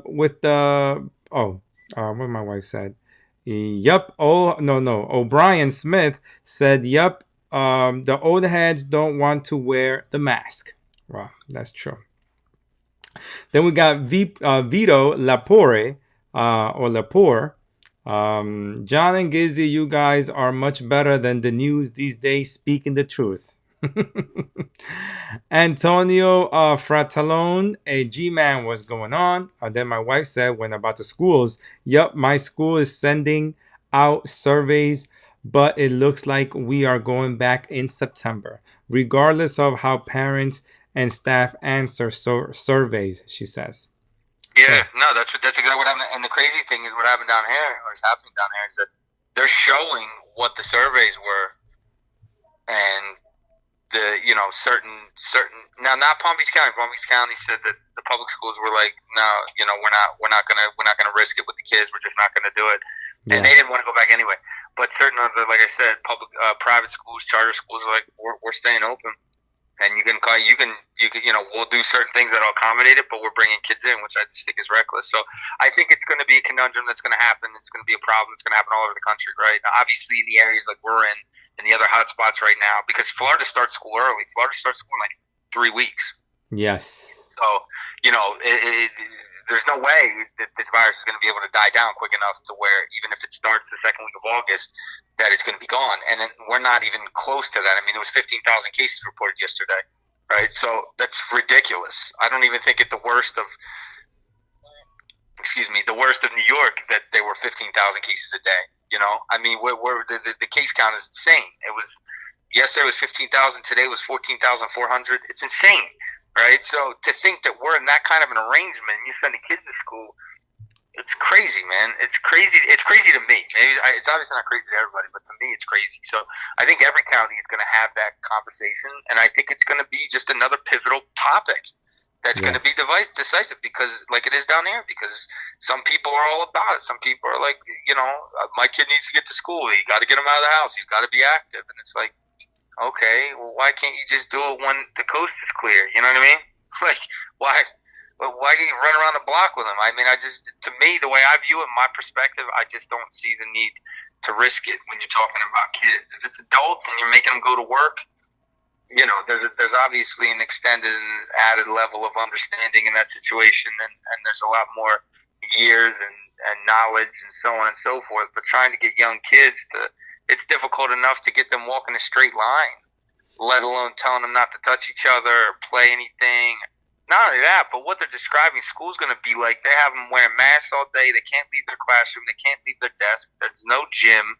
There's no lunch. You do your lunch at your desk, at your table. You're in for a couple hours. I mean, it sounds terrible. And then one week, some half of the students go in, and then the other week, the other half of the students go in, and it's like these teachers are gonna go crazy. Well, listen to this. This is the other thing, and I meant to bring this up earlier. So, if you think, like, for instance, at my son's school, they're like, look, you don't have to. They're making people come in, right? And they're like, look, if you don't want to come in, it's okay. We're going to install this system where it's like visual, right? Where they put a camera in the room, and the teacher basically, it's almost like they're an eye in the sky, right? And so you can do it from home, but it's not like the Zoom learning. It's like you're in the classroom, but whatever, right? Like the teacher's in the classroom, but there's camera on her? So, but all the kids whose parents were okay with the kids going in are also there, right? So it's just that the camera in the room. Do you understand what I'm saying? There's a camera in the room, so okay, there's a classroom, There's an actual class being conducted. Okay. There's a teacher there. Whatever kids decided that they were going to go to school and their parents were okay with it are also in that room, right? But for the people that, do you understand what I'm saying so far? The kids are in the room with the parents? No. There's a class. Okay. Class. Like my son is in 3rd grade. He's going into 4th grade. Okay? His 4th grade class, there's a teacher, just like there would normally be. He can go in. I'm not going to have him go in initially, right? Okay, yeah. So they say to the class, or to the whole school, because his school has 8 grades. Excuse me. They said, look, if you don't want to send him in, that's fine. We're going to set up this whole system in the school where there's literally a camera in the class that's monitoring the teacher as if, so you're watching it from home. Boom. But you're Yes. actually watching the class be conducted, right? Yes. Okay, you got it now? Yes, I got it. Okay, so what I'm saying is just, if you're the teacher, think about that, right? Number one, you're shitting yourself because you don't want to get sick, right? Number two, you have to make sure that you take care of whatever kids are in there and that you don't get, potentially get exposed to whatever it is, hopefully, or just the thought of it exists, right? Yes. And then three, you have to somehow figure out to make sure that particular camera that's in there doesn't fall offline constantly. And you're constantly going to have to make sure that you're taking care of people that are at home because there's going to be a number of them too. You know how difficult that's going to become for a teacher? John, for a teacher, they're just going to see something, pass. Like, they're not going to give a shit. Come on, Jay. No, Are these kids going to learn? I mean... I completely agree. But then if you look at it from that perspective, right, and you look at, then why the fuck are they going back? If you know, and I agree with you, I completely agree with you, and I think that's an understand. How many kids are going to be playing video games in the next screen that they have, but then one screen, they're going to be looking at the teacher, but playing video games in the other? The parents are not going to just stay home. The parents got to go out and make some type of money. Yeah, I don't look at that as being the issue because that's what it was last year. I look at it being the issue being just all the variables that a teacher has to juggle now, and they don't get paid enough. They don't get paid enough. They don't get paid enough to be put through this, man. I mean, they don't. I mean, they really don't. They don't get paid enough, and they're exposing themselves to a tremendous amount. And you say to yourself, man, how long is that going to last? How long is that? How about that teacher that's pushing retirement? She ain't gonna go back. That teacher pushing retirement? No, she's not going to go back. Not only that, but she shouldn't have to go back. I mean, she's the target demographic for that, for a victim of this virus. I mean, look, I just, like I said, I mean, there's just so many reasons not to send them back that it far exceeds the reasons to. But whatever. I mean, it is what it is, and this is the environment we're in. Well, D on YouTube says, "Welcome to the new normal." She says. Yeah, she's absolutely right. This is the new normal. It's called organized or disorganized craziness. It's exactly what it is. I mean, we live in it's almost like we're reestablishing an identity as a society, and as a result of that, we're having all these issues arise, and we're reestablishing who we are as a society. All these big things are coming to the surface at the same time, which just happened to coincide with the virus. Which, look, I think a lot of them needed to be addressed. I think a lot of them should be addressed. I think a lot of them should be fixed. I think there's a lot of things that still need to be fixed. Yeah. Hopefully, my hope, there's a lot of hope built into our society right now, and from everybody with different perspectives. My hope is, and I'm confident that whenever this culminates and we come out on the other side of it, we're going to come out as a better society. I really feel that way. I mean, I just, we got to get there. I mean, we got to get there. I don't know if that means we come out on the other side as a better economy, because I think, how I feel on that. But I think as people, this is gonna leave a lasting impression on people. This is gonna sober us up. We've been so pampered as a society for the last 50 years, right? As an entrepreneur, though, Jay, you got to figure out what the fuck you gonna do for real. What do you mean, in general? In general, like, look at us. I mean, thank God I've been doing YouTube videos since 2009, and people will laugh at me for being on YouTube. You know what I'm saying? But yet now everything is online. 10 years later, we beat that rush of people doing things online now. Right, but I mean, I think that in an environment where there's people are trying to position themselves and get out in front, which I think is great, of things, and they have financial issues. I think being in a credit and debt related industry is as close to an essential service right now as you're going to find, right? I mean, it really is, because going forward, once this situation pans out, however it pans out, and borrowing is going to be more difficult, it's going to be imperative you have a good credit report. Sometimes I However, feel like a mechanic, Jay, for real.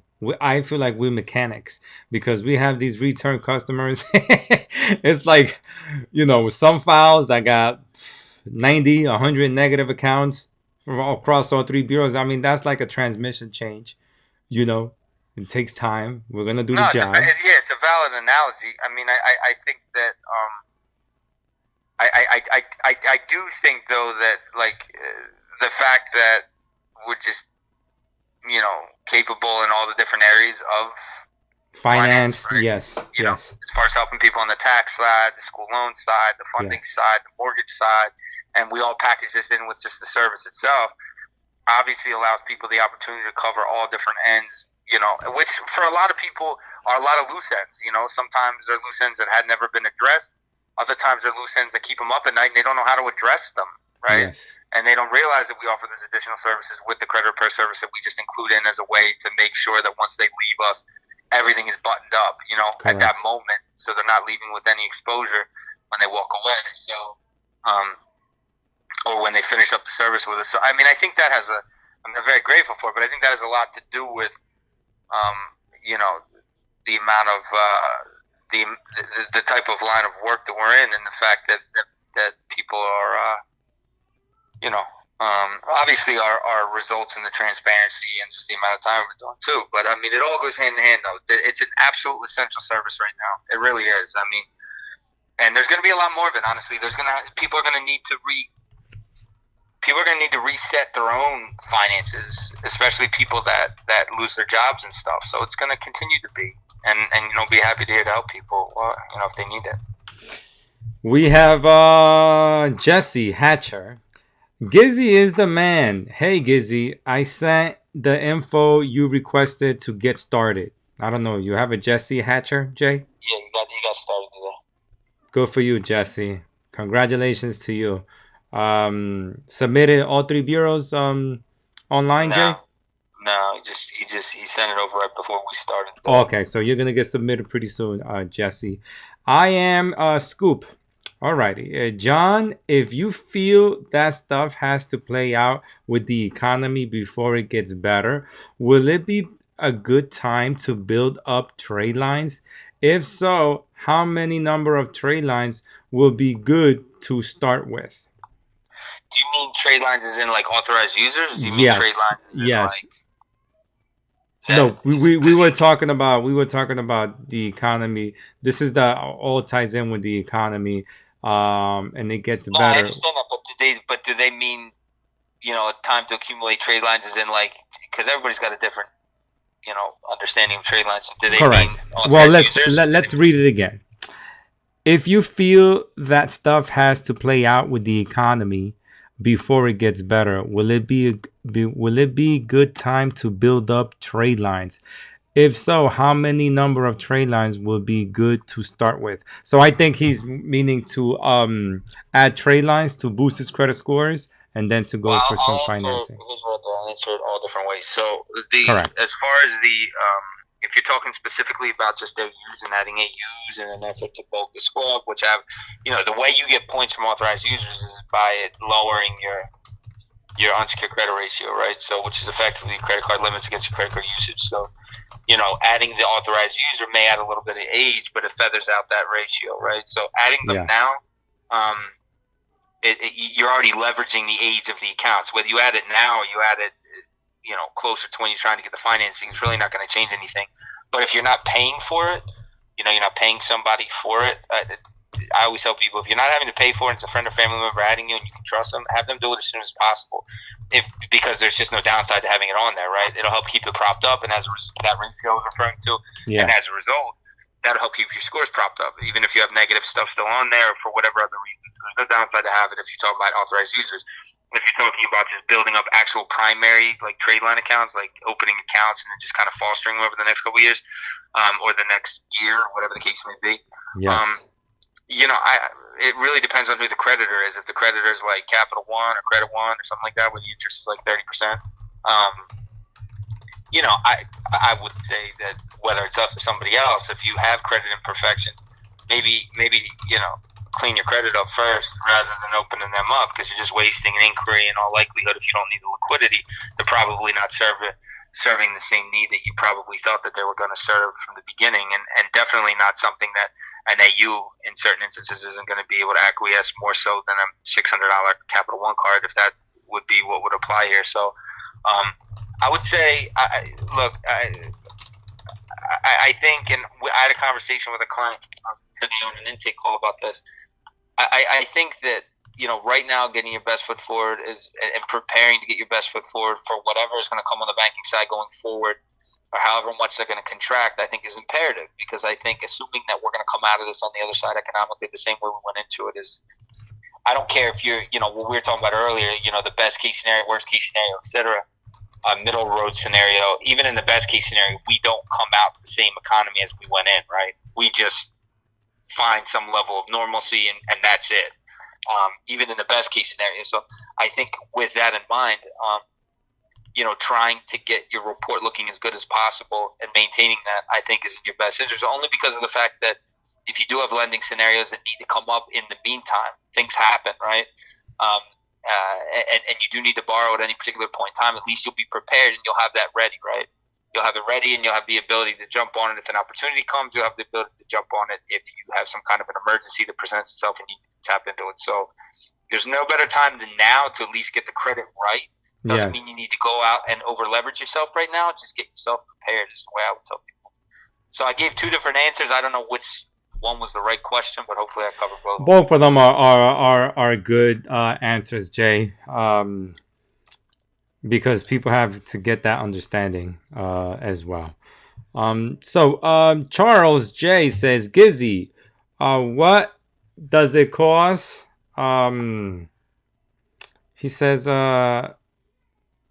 cost to fix credit, 1 negative on Equifax. Charles, you see the email right over here? Please email me. I don't know what credit monitoring you have, but we'll need to review your credit file and give you a quote for the service, okay?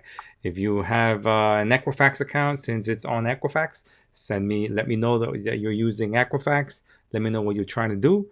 And also let us know that you just want a specific account or whatever negative account we see there. Now, when we go and review your credit file, we're not just wanting to review and remove one negative account. We're going to go and see your inaccuracies. We want to see how many inquiries you have plus the negative item, and then we turn around and give you a quote for the service. But right here, please email me, GizzyCredit at GizzyCredit.com, and we will get back to you. So we have right now, D says, yes, this is definitely impacting one's life. People are having to make major life-changing decisions, even in the medical field. Yeah, for sure. Yeah, without a doubt. I can only imagine. I mean, that's got to be. What I don't understand, Jay, is how these hospitals are like getting rid of people. I thought you need people if you got a pandemic. Well, I mean, what particular area you seen them get rid of people? It might be in areas that they're bringing, because a lot of times. Look, I don't want to act like I'm an expert on medical staffing, but I know for a fact that normally when they're trying to grow hospitals or when new hospitals are starting, they bring in contractors and consultants from the outside to help. Yes. Kind of, employ that area, because they don't, they basically outsource that and they bring it in. So that's usually relative to whatever growth is going on or whatever the anticipated growth is. They might have had to load up during the period. Now, I haven't seen that they're cutting hospital jobs, so maybe it's in an area where they don't anticipate to see a second wave. I think that's crazy. Right? Yeah. That sounds crazy to me. They're getting paid good money too. There was someone who contacted me and wanted to move up here to Jersey from Maryland, and it was a 13-week contract that he had to go over here, Hackensack Medical Center. that he was going to be working on. So it was like an example I was explaining, like a consultant where they were brought in and they were outside of it for a period. Yeah, Yes. I don't know enough about that, and I don't know what position they were probably doing. I don't know if they were administrative or on a different side of it rather than actually being there, like helping people. I just don't know. I can't answer that. To me, it would sound crazy to be letting people go in any hospital environment right now, but I'm not in that line of work, so I don't know. Okay. All right. So Fat Boy also says, A50, who always comments on our videos, life will never be the same for anyone. No. I agree. That's true. I agree, but that goes hand in hand with what I was saying earlier, though, right? To think that for anybody that's walking into the situation and is just they're looking at it from a hopeful perspective, right? Hope is great. There's nothing wrong with being hopeful, but there should be a pragmatic approach when you're dealing with the economy, you're dealing with finances when it applies to hope, right? Or you're dealing with situations like this. So if everybody is under the same interpretation, which it sounds like a lot of people are, that we're not going to come out of this the same way we went in, and you think that the thing, you meaning the proverbial you, like you as the individual think that it's going to change your behaviors, where you go, what you spend on, this, that, or the other, or your spending habits, etc. And if that ties back to you spending less, just think, we all don't think that differently. We all have nuances to our personalities, but generally speaking, a lot of people think along the same lines, So they might not always agree with the other person, but the action itself is predicated on the same originating thought. So if you think about the fact that, you're saying to yourself, yeah, I'm not going to go here anymore, I'm not going to a lot of people are probably thinking like that. And if you get enough people thinking like that, then the economy stops making as much money, in very basic terms. And companies stop making as much money. And a number of things start to happen. It happens on a wide swath, and as a result, you start to see a wide response to it, as what happened in March and April, right? And more than likely, we're going to see. So I completely agree. I don't think we come out of this psychologically the same. I think that there's a like I said, I think we come out on the other side of this as a new society. Perspective-wise, right? And I think hopefully it'll be for the good. I'm hopeful that it'll be for the better, and that we all come out as a much more polished, better, more well-rounded society that lost some of that weight that we gained over the last 30 years. Where we started to overlook things as our belt kept getting tighter. You know what I mean? Yes. We hope after we get on the other side of this that you start to, we start to be more aware of things that are important in society and that are more important in the economy and more important in perspectives and stuff. And I think that'll help with the economy as well. I think, when you start getting people that feel more conjoined as a society and not divided, I can't see that being a negative. I got to be honest with you. I don't think you can find a downside to that. Okay. I have Harold Peguero. He is a real estate. He owns a realty company, and he also owns a car dealership here in North Bergen, New Jersey. I've done a couple of presentations in his office. He says, how long does a charge-off stays on the record for? So his record it'll be 7 years from the date of the first late, and it'll roll from there. So if it's a rolling charge-off, this is with any account, right? So let's just say you open the card from the last late payment, you said. No. So just let me finish. So let's just say you opened a Capital One card in June of 2018, and your first late is in January of 2019. You had a 30-day late, right? And then you basically stop paying the card in June of 2019, right? A year into it, and you rolled it out and it charged off the end of 2019. The lates roll off from 7 years from the date of the first late. So what effectively will ultimately end up happening is 7 years from the January 2019 late, that'll pop off, but the account will stay. And then slowly, as months roll on and you get to 6 months later, you'll see the initial late from June of 2019, an example I just gave. And then August 2019 will come off, and then September 2019 will come off, and it'll roll down each month. So it effectively rolls 7 years from the date of the first late of that particular account as it ages off. So it doesn't just blast come off unless there's only one reporting event on it, like a collection. Okay. If a collection was on there and it just had one reporting date, then it'll come off 7 years from that reporting date. If it's a charge-off, there's obviously rates that precede the actual action of charging off, and it's going to roll off month after month after month as that time goes on. I don't know if that's clear, if I'm being confusing or not. No. You're totally clear. Okay. D from YouTube says, yes, I agree, John. I agree, John. You definitely have to make decisions outside of the emotions when we're talking about that emotions. Yeah, for sure. I mean, because it's fortunately the reality of the situation is that, you know, as good as emotion can be when you're dealing with a loved one, a lot of times emotion can cloud clear judgment. You know what I mean? Yes. And it can sometimes be a heel in a lot of cases when emotion is on the front, your frontal lobe in the front of your brain, and you're making decisions based on emotion. You may not be making the clearest decision for yourself. You know, sometimes it's better to just not make the decision until you get a much clearer perspective. Because, you know, and this goes for everybody, including myself. When there's a lot of emotion running, you're not necessarily thinking along the traditional lines that your brain would operate on, and you know, it doesn't always work out the best. So yeah, I couldn't agree more. I think that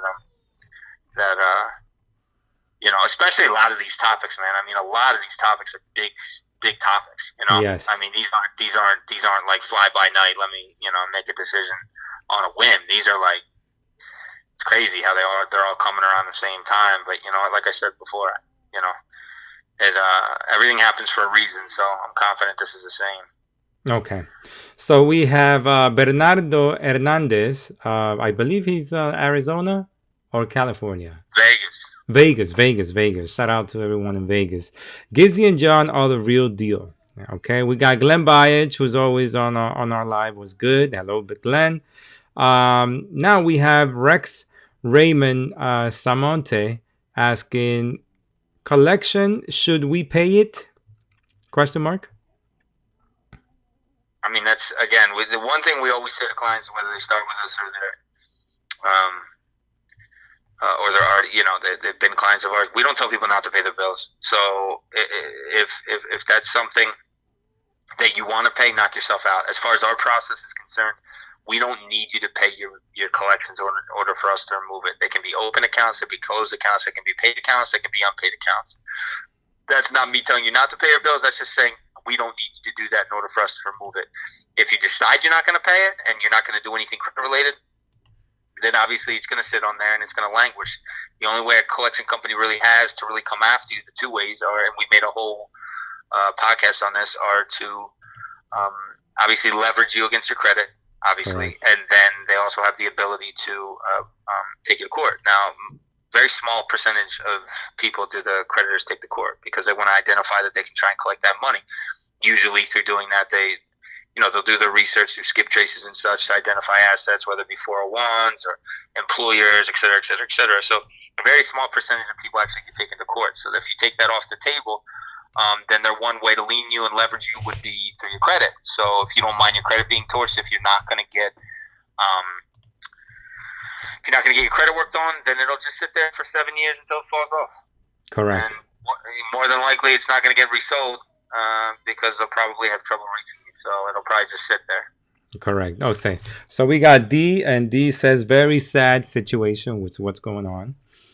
Yeah. And then Tyrone Williams, which is a customer of ours, says, Gizzy, my score went up 51 points.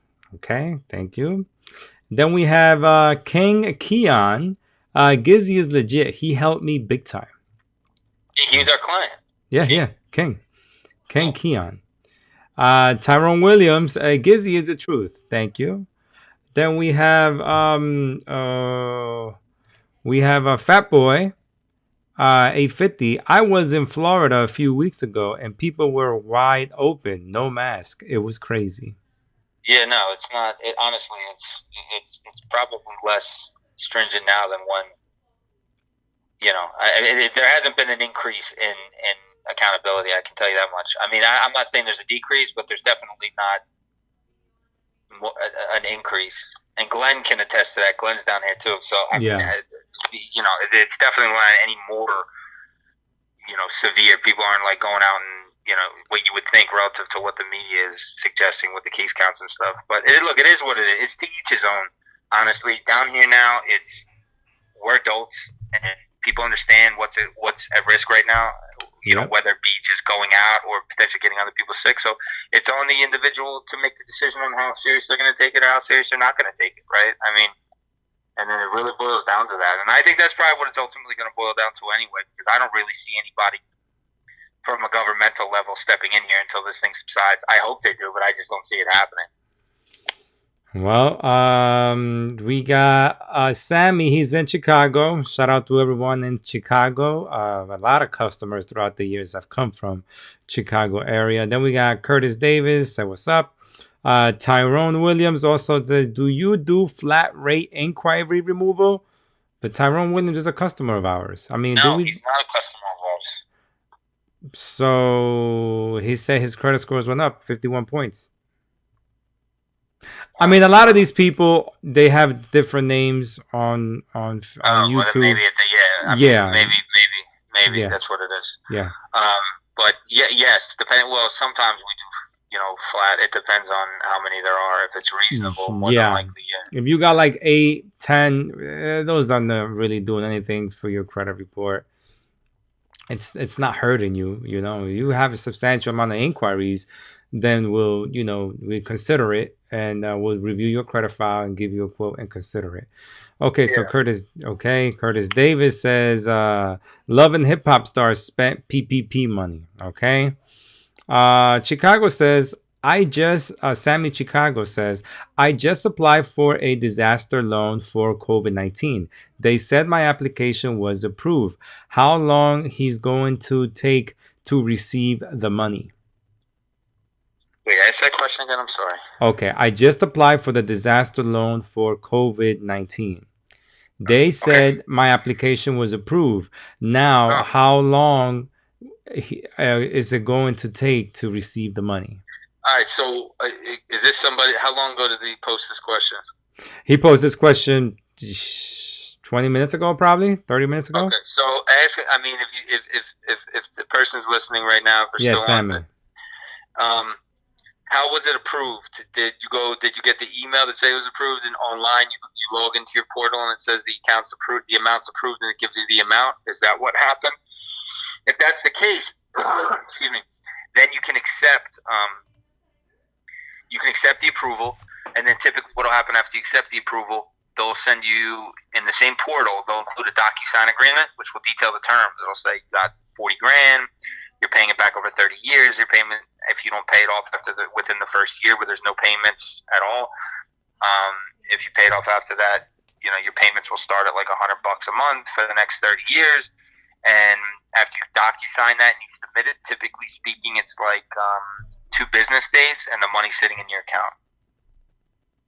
Should be quick. Yeah, I mean, once you get the approval, typically speaking, that's why I asked, where's the idea that it's been approved coming from? But typically speaking, yeah, it's once the approval's in place, it's fairly quick. Yeah, normally once you accept it, at least in my experience, I can't speak for anybody else, but in my experience, typically once you accept it, the next day you'll get the DocuSign. It's not within the same day. And then from there, once you get the DocuSign back, it's like 2 days till the money hits. Okay. So D also says, do you guys think with all that is going on, is this a good time to start a new construction build? I already have property I purchased with cash, but now looking to build. Now, just before John answers, John is a real estate investor. He's done real estate for 20 years now, Jay? 15 years buying, flipping. Well, for the first time we spoke, which was like 2012, you flipped like 230 properties, 250 properties. I flipped a lot of stuff. I built a lot of stuff from apartment buildings, single families, multifamilies, the whole shebang, commercial.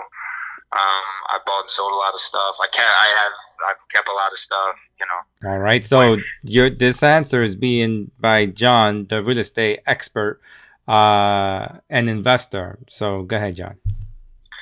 But I didn't hear the question. I heard she bought a piece of land cash. What was the exact question? The exact question is that what the general question was? Is it a good time to start a new construction build? I already, Well, I I mean, I already guess have. I guess the answer to that question really depends on the numbers of the situation, right? I mean, Hmm. if you overpaid for the land and the value of the completed property is square with like, for instance, let's say you pay $50,000 for a piece of land and it's going to cost you, to build a 3,000 square foot house. Let's say it's going to cost you $300,000, so you end up for 350 grand. If the house next door, which is exactly the same, is 350 grand, and I would say maybe it's not the best idea right now because there's a good chance values could go down, right? Plus, it's going to be difficult to get the loan to value that you need on that property, right? Because typically when banks do new construction to perm loans, they don't want to be levered up any higher than typically 75% in a lot of cases of the ARV. Okay. Meaning the after repair value. If this case is the ARV is 350, they're not going to want to lend you any more than like 250, which means you're more than likely going to have to come in your pocket with another 50 to finish the construction. So the higher that ARV goes, the better terms you're going to be able to get, the less cash out of pocket. But I guess there's other variables in the equation that would allow me to answer you better as far as if it's a good idea or not. I mean, if the numbers make sense, yeah. If the numbers don't make sense, because if the numbers make sense at that situation, even if the market pulls back, you're still in a comfortable position, right? Hmm. But if the numbers are tight, then you're just going to get squeezed even tighter. Okay. All right. D, hopefully we answer your question. All right. So now we got a question from Eastside 70. Gizzy, what if you dispute a charge off and you get a letter from the court to appear for it? That's the question, Jay. Well, you wouldn't get a letter from the court for disputing the account. I mean, unless there's more to the story, like there, some kind of fraud claim that was erroneous made or something like that. But if this person means that they disputed and then subsequently, not that long after the dispute was submitted, they got a lawsuit in the mail. I know people seem to think that the one correlates the other. It doesn't really happen that fast. So I'd have to know more about the story than that. To understand why they were taking the court, if they were just trying to collect on the debt. But it shouldn't be just because you're disputing it that you get taken to court. I mean, it takes time, and like I said before, they don't normally just take you to court as a spite for you disputing the account. There's normally reasons. It costs money for them to take you to court. It doesn't matter if it's Capital One. It doesn't matter if it's your local credit union. Whoever it is, it costs money for them to take you to court. So they're not going to throw good money in a bad situation. If there's not money to be taken, they're not going to take it, whether you're disputing it or not, because there's not a high probability that they're going to probably be able to collect it. Just because they get a judgment against you, there's only a certain period of time they can collect on that judgment. Okay, hold up, Jay. He said it was disputed through the bureaus only through Section 609 and a sued letter from the creditor. A sued letter from the creditors. So I don't understand. They don't work synonymous, though. If you were going to mail out a dispute for 609, then that would take like 30, 45 days to complete with mail time and whatever, right? So it doesn't really make sense. How do you know that it directly correlates to that? Because you got to understand, in order for a typical court case, right, they don't just file it on Tuesday and you get served on Wednesday. Mm-hmm. Right? I mean, there's a little bit of a process involved. So if it happens simultaneously, there's a very real possibility that it could have been filed before you even filed that dispute. If it was in response, which I've been doing this a long time, I haven't seen that happen. But let's just play out the scenario. If it was in response to that, what is the question that he's having, though? Like, what is the question in regards to it? If it was as a result of the dispute. Correct. You get that? That was a question. Yeah. No, I'm speaking to the camera. Yeah. Gizzy, what is the dispute charge off and you get a letter from the court to appear? It was Capital One, okay? Gizzy, if you dispute a letter, a charge off, and you get a letter from the court to appear, I'm thinking he disputed it and it's a collection from Capital One and he got served. Did you get served to go to court because you're going to get a judgment on you? It was a dispute through civil. It was Capital One. Exactly. It took about 3 months after the dispute. Yeah, but what? That's a long time. That's a long. How is it that you're so confident though that the dispute's what triggered it? Not the typical protocol of how they arrive at these things. I mean, look, if it was, then obviously, I mean, well, there's actually a second step to this. So did you actually show up at court? Did you show up to court? Because if he shows up to court, they'll more than likely explain to him that, like, if he settles with them, that they're not going to let him. They're going to ask him not to dispute the account anymore. So if it was as a result of that, more than likely, that's probably what they're going to say. Okay.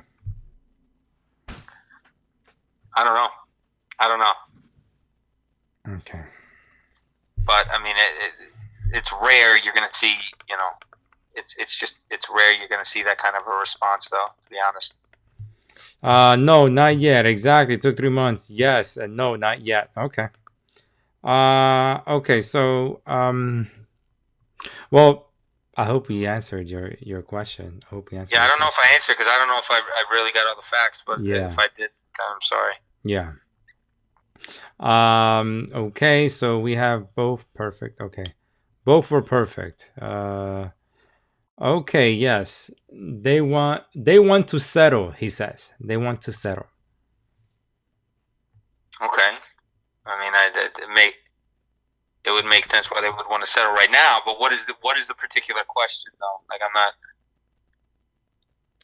I'm not sure what you know what I mean? Like, I'm not sure what the question is. They want to settle. Okay. Well, what is the question you need our answer from them? Okay.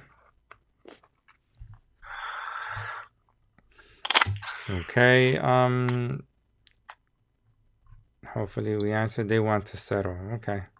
If they're taking you to court and they want to settle, I mean, you should settle it. But if you dispute it and it wasn't, here's the reality. If you want to get an idea, we made an entire podcast about correct what to do if you get served by a creditor. I mean, it's about 2 hours long. It goes through every particular thing, and most of the time when you show up at court, the worst thing you could ever do is not show up to court. If you show up at court, they're effectively settling anyway, because if you don't come in with the cash and you don't have the cash, they're going to say you on a payment plan. More than likely, that's going to adhere around you anyway. So they're going to be forced to have to settle anyway. So yeah. in any instance, in almost all cases, they have to settle whether they admit it or not.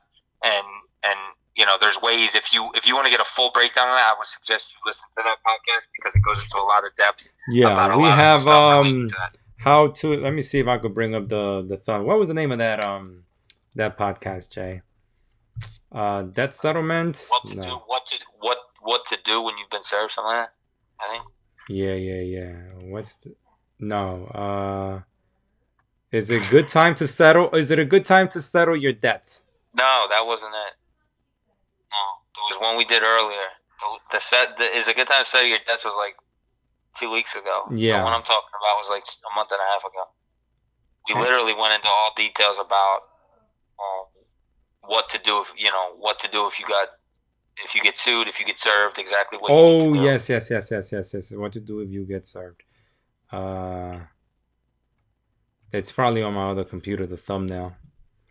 Let me see. Yeah, but he'll find it. I mean, he should be able to find it. It's not going to be difficult to find, and it'll answer every last question in as much depth as you need relating to that. So I would strongly encourage that if you need help on how to respond to the paperwork you received, or what the best way to kind of navigate it would be, or what to expect at the same time. Sometimes it's just nice to understand what to expect, and then this way you can make the decision that's best for you. I remember that thumbnail. I had the what to do when you I'll put up the thumbnail in a few so you can listen to it. Okay. So we were talking about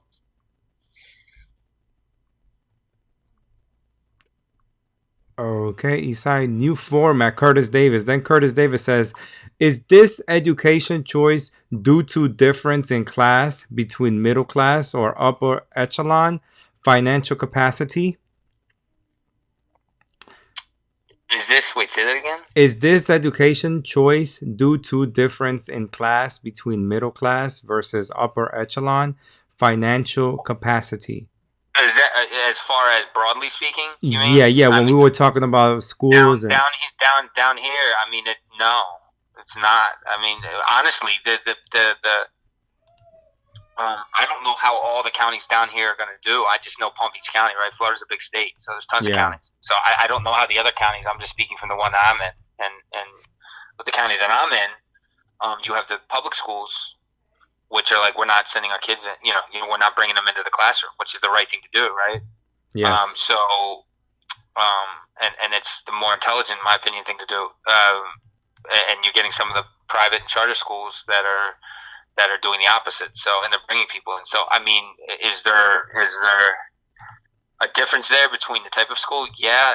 Do I think that the right answer is with the public school? Yeah. So I don't know how that would break down socioeconomically, but I don't think it is.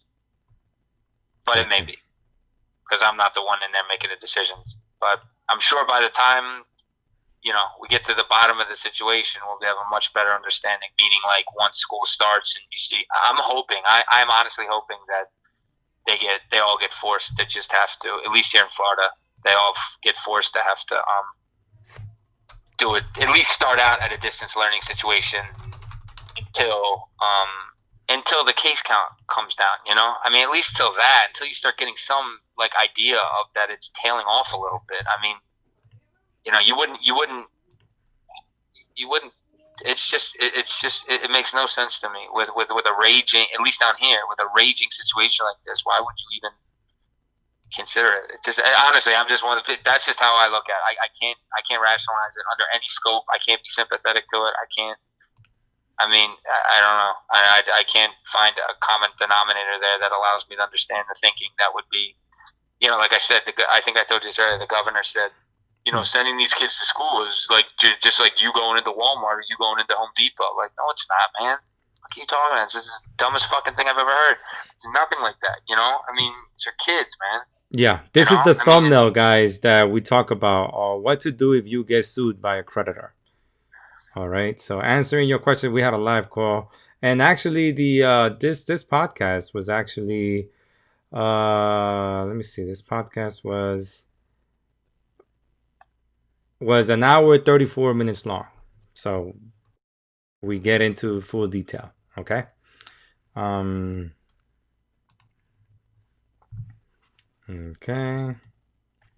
Okay, so now we have Curtis Davis.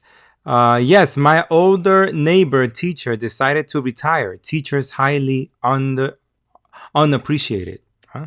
Oh, so unappreciated. That's how it is, though. I mean, unfortunately, they're absolute necessities in society, but they get underappreciated and largely underpaid. Yes. Sadly. Okay, both Sweet Perfect. Bernardo said Gizzy. Okay, Gizzy said, Gizzy, ask the hard questions. Hospital staff, you ready for live news? Oh, man. Gizzy, what about the hero funds for essential workers? You heard about that, Jay? The hero funds? I'm not as familiar with. I mean, I've heard the term. I'm just not as familiar with what it is. Explain to me. Do you know what it is? The hero funds? No, I don't know. Yeah, I don't know off the top of my head. I have heard it, and I know that it's legislation they're trying to push through right now, or maybe they already have. It's just not something that I know off the top of my head, unfortunately. Hero funds for health workers? I don't know. $13 an hour? I don't know. I'll have to. The COVID Heroes Fund Senate Democrat proposal of $15,000 recruitment incentive for health and home care workers, first responders to attract and secure a workforce needed to fight public health issues. $200 billion essential workers must. I don't know. Okay. I'm sorry about that, Bernardo. We don't have an answer for you. Okay, yeah. Tyrone Williams says, I have 11 inquiries on Experian, 22 inquiries on TransUnion, and 3 inquiries on Equifax. All right. I mean, you have my email. My email address is here below. Just send us an email. Where are you monitoring your credit at? And we will let you know. Thanks for the link, Gizzy. Oh, no problem. Okay. So, after all rounds, Marcus Franco says, after all, which is our customer, after all rounds of credit repair is finished, can we still come back for funding such as credit cards, etc.? To us? Yeah. course, yeah. I mean, listen, like we talk about this a lot. A lot of the clients that we had that we've helped, we still have relationships with clients for a long time. The Yes. clients that we work through, a lot of them are clients of ours long after they're done, and they come back and show us the things that they've done with their stuff since. Or sometimes, some cases, we got to help them again. But I mean, we come back whenever, absolutely, without a doubt. Correct. Okay, so Curtis says, agreed, need the case count to come down before school start, but I'm for online education. Hey, who's Yeah, not for man. online I mean, education? look, I understand it's not ideal, but we're not an ideal. As a broader community, we're not in an ideal situation. So why think that the education is going to be the same when you have a kid in there with a mask on, right? He's got to keep the mask on all day. He doesn't know what that mask is doing. He's not good. He's bored out of his mind because he can't do recess, can't go to lunch, can't get out of the room. I mean, there's just gonna be so many variables that are apropos to learning in general. That just this is all just a. I'm really, really, really, like I said earlier, hoping that they're just going to be forced to not, at least down here, where the case count is so high, they're going to be forced not to let kids go back at all. So Yeah. at least initially, it'll all be online learning, or at least internet learning through Zoom or whatever, or with the classrooms, whatever, until things start to level off. I think that's just the closest to rational way that you can really justify it, in my opinion. Yeah. Yeah. I mean, look, my wife works for kids with that are blind. She's a therapist, and those kids are highly, what do you call it? When you get sick? I mean, they're high risk. But still, that's in Jersey City. Jersey City is congested area. I mean, but still, they're planning on opening. But let's see how it goes. Everything is, you got to be locked to the news to learn what's happening Yeah, I every mean, day. and that's kind of that's honestly what I'm really kind of hoping for. I mean, I'm not hoping that this case count gets worse or anything like that. I'm hoping that, I'm just hoping for the greater good, that it just ends up being a situation where they're forced to have to just hold off for whatever reason until the case count slows down, man.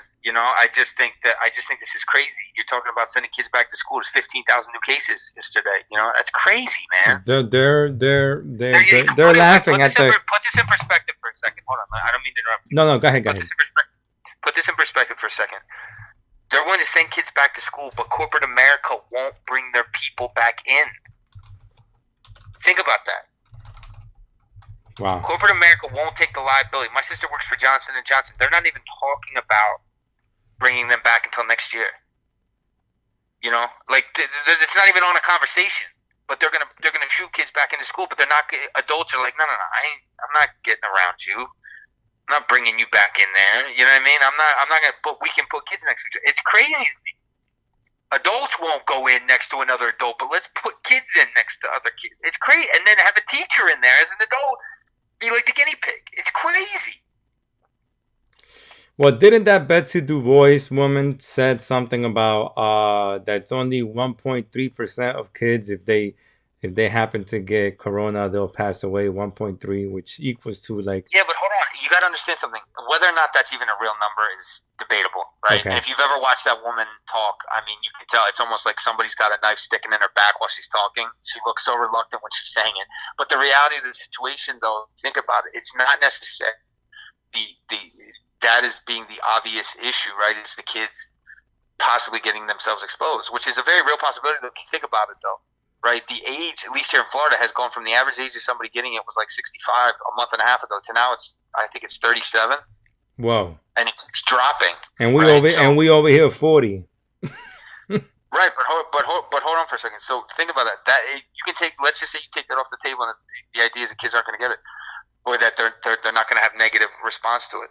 They will be asymptomatic, though, right? And what happens then? They bring it home. Yes. Right. So think about it. Like in my son's school, there's 300, 280 kids. Okay. One person. Let's just say two people. Two kids could come in there.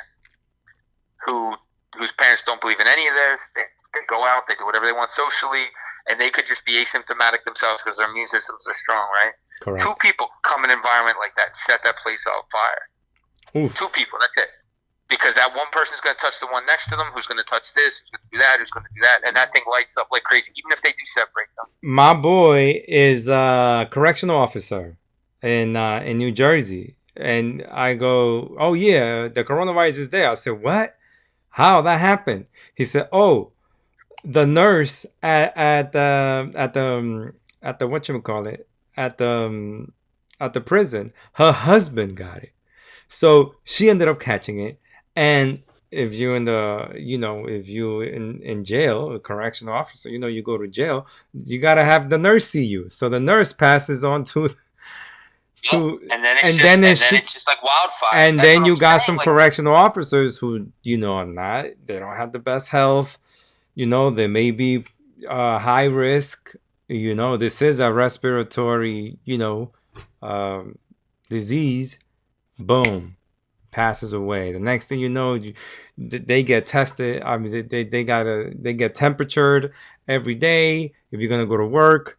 Actually, Valerie is Valerie, our customer. She works. She's also a correctional officer, and she says she they take her temperature and she takes the test every so often.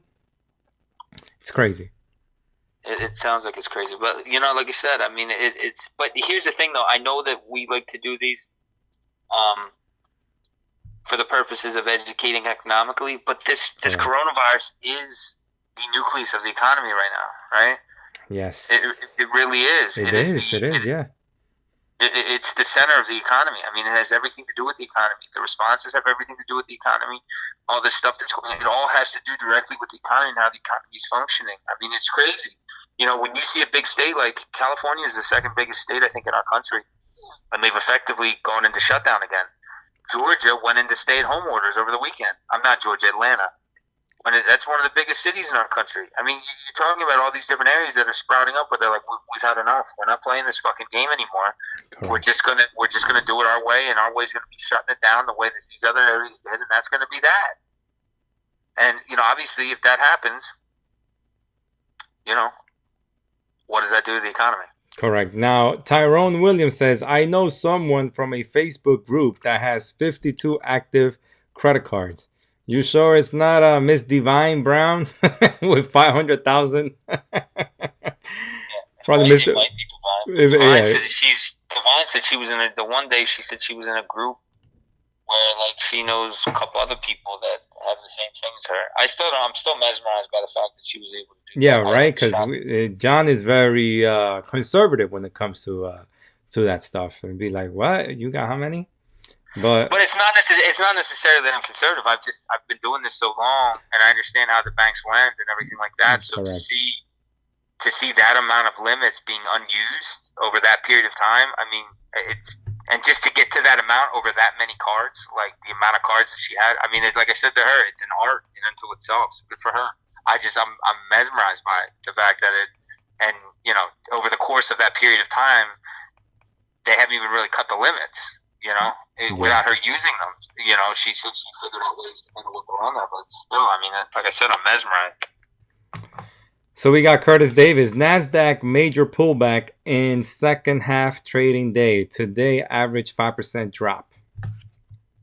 Yeah, I mean, everybody was setting up for. I mean, obviously, the news about. No, well, let's just go back. Okay.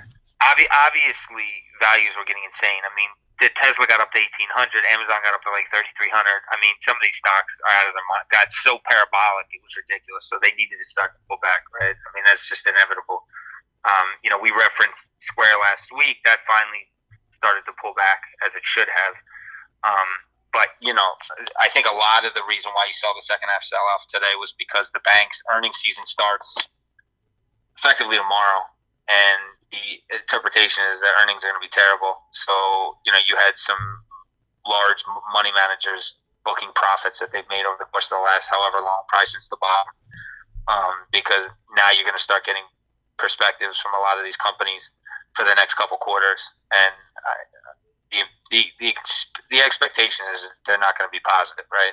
because there's nothing Yes. positive to talk about right now economically. So I think it was a multitude of things. One, between values just getting way too far ahead of their skis, and I think a lot of it was profit taking with going into tomorrow. You know, the VIX, everybody knows I talk about the VIX a lot. The VIX was up from this morning. I mean, I was watching it all morning since like 5 this morning, and it was running up when the market was up 400. Market was up 450, and it was running up the entire time. And obviously, the same thing happened last week. I referenced it on last week's call. The next day, it dropped. In this case, I thought it would be tomorrow because I was going to reference it on the call.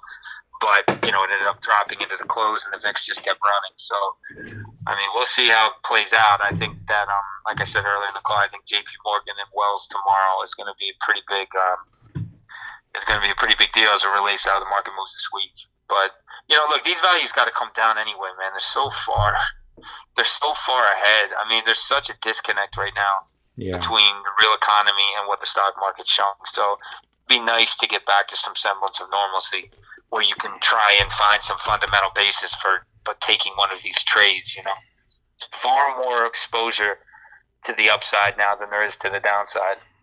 You make a lot more money shorting right now than you would be in long. But you know, you short anything right now, you're fighting the tape. So it's tough, man.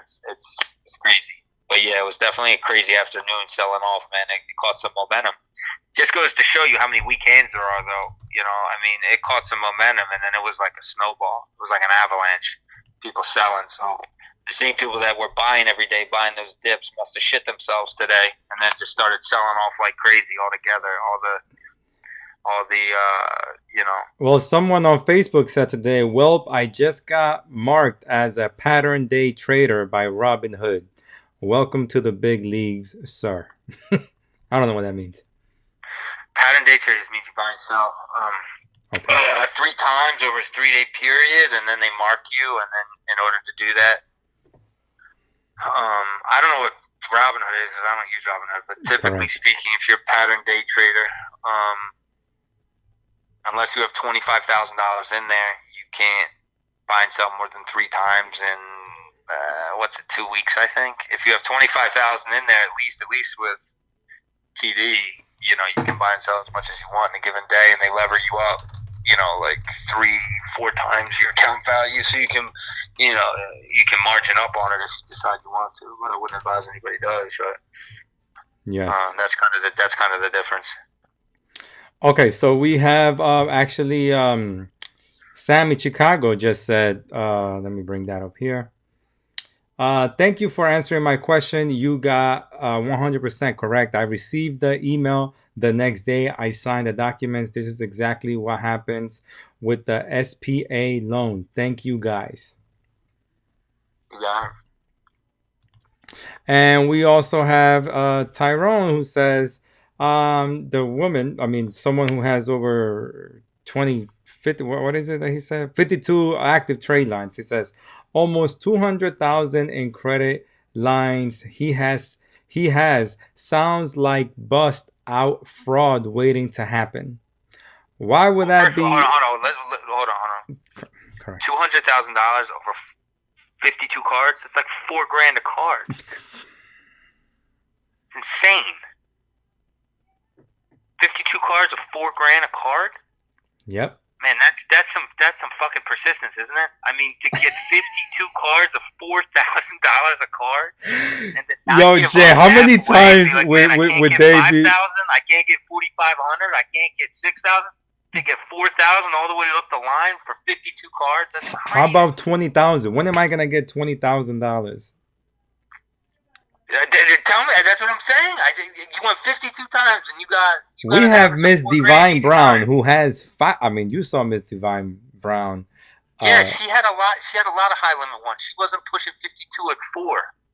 You know, she had a really nice blend. You know, and they were all high limit. That's why, that's crazy. That's crazy. Correct. That's crazy, man. That's crazy. Well, listen, more power, different strokes for different folks, right? So, I mean, that's some persistence, though. That's some next level persistence. I mean, to manage 52 cards, and then knowing that like the average value of each is like probably around $4,000. That's a lot of management, man. That's management on top of management. You know. If each is $4,000, Jay. I mean, look at that. What you gonna do with that? I mean, that's a whole bunch of authorized users. I mean, hello, for $4,000 limits. I mean, Maybe that's what it does. I don't know. But do you know anybody that goes and pays for $4,000 AUs? If that's in fact what it breaks down to, I mean, I don't think that's what people are pining for these days. I don't know. Look, maybe he's got look. I'm just working off an average number, right? So if you correct. take obviously 200,000 divided by 52, you're running at about $4,000 a card.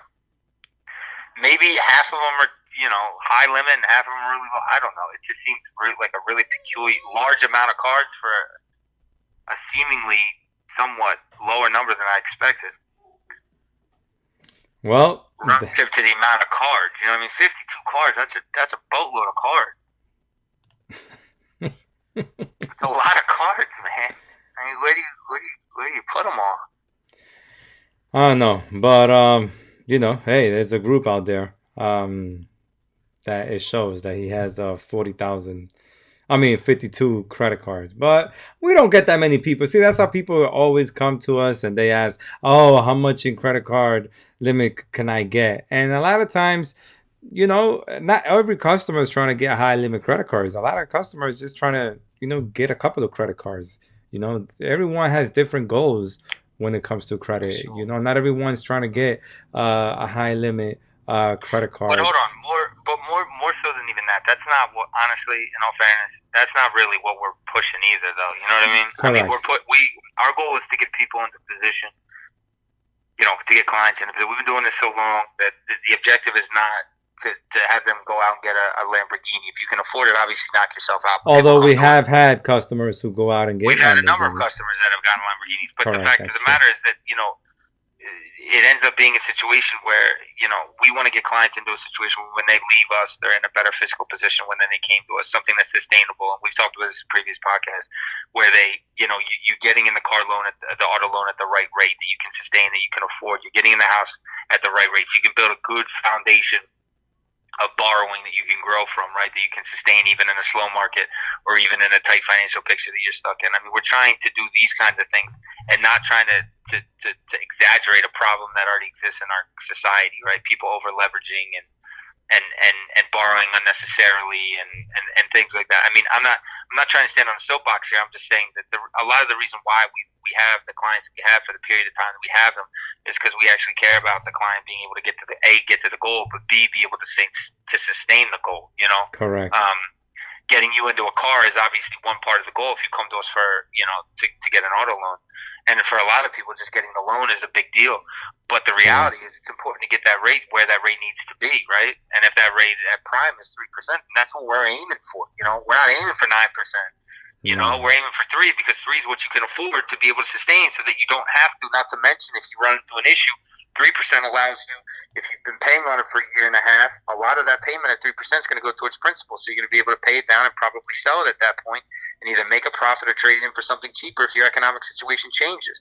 So it gives flexibility too when you get in at the right number and you borrow at the right rate and you're guided in the proper capacity. It's just the right way to do stuff. And this is what's important. I mean, when you take care of people and treat their money like it's your own and behave as though you're guarding their money like it's your own, then, obviously there's a level of appreciation and trust that exists in situations like that, which is why a lot of the business we get is referral, because it's people that we've helped and they see how we handle client files, they see how we work with clients, and they see the amount of integrity we have in the stuff that we do for clients. And it's profound in a lot of cases, and it's sincere, though, at the same time. I mean, it's been doing this so long that, and we understand so much surrounding this process from every aspect of it, every nook and cranny of this credit and debt scenario. And here's the thing that Tyrone says, Jay. I just want 12 personal cards. I got 10 now. It was 3 business cards. I got 1 now. So I believe he has 10. So you're looking for 2 more credit cards. Okay. I wouldn't even know what the significance of that is. So that's the whole thing. That's the whole thing. That's the whole thing. Yeah. But hey, I wouldn't even know what the significance of 12 is, right? I mean, it's not. But listen, like I said earlier, I'm not here to judge anybody. Correct. To each his own. You want 12, get 12. That's just not what when people come to us. The idea isn't to over leverage to get you, into a fiscal position that you can sustain and you can manage, so that you don't have to come back to us Correct. at a later time, so that you can grow. Because a lot of people that go through our process, they learn a lot in the process, right? Correct. They learn how things work, so they can kind of administer that on their own after we're done. And if they have questions, they check in. So, but whatever. Like I said, I mean, not sure what the other two cars. I'm sure he understands what those other two cars do for him. I'm not quite sure though. Okay, so Curtis Davis, he has a stock market question. Do you think Shop, which is capital SHOP Yeah, stock, Shopify. I know. okay, Shopify. overpriced compared to Apple stock price based on PE? I just cashed my stocks. Should be worried. I'm up on Tesla 88%. Yeah. Well, I about the Shop and the Apple. I did both. I mean, Apple trades like a utility, so I mean, it's starting to run up. Its price earnings. Shop is priced out of its mind. So I mean, it's not in the same league as Apple. It doesn't.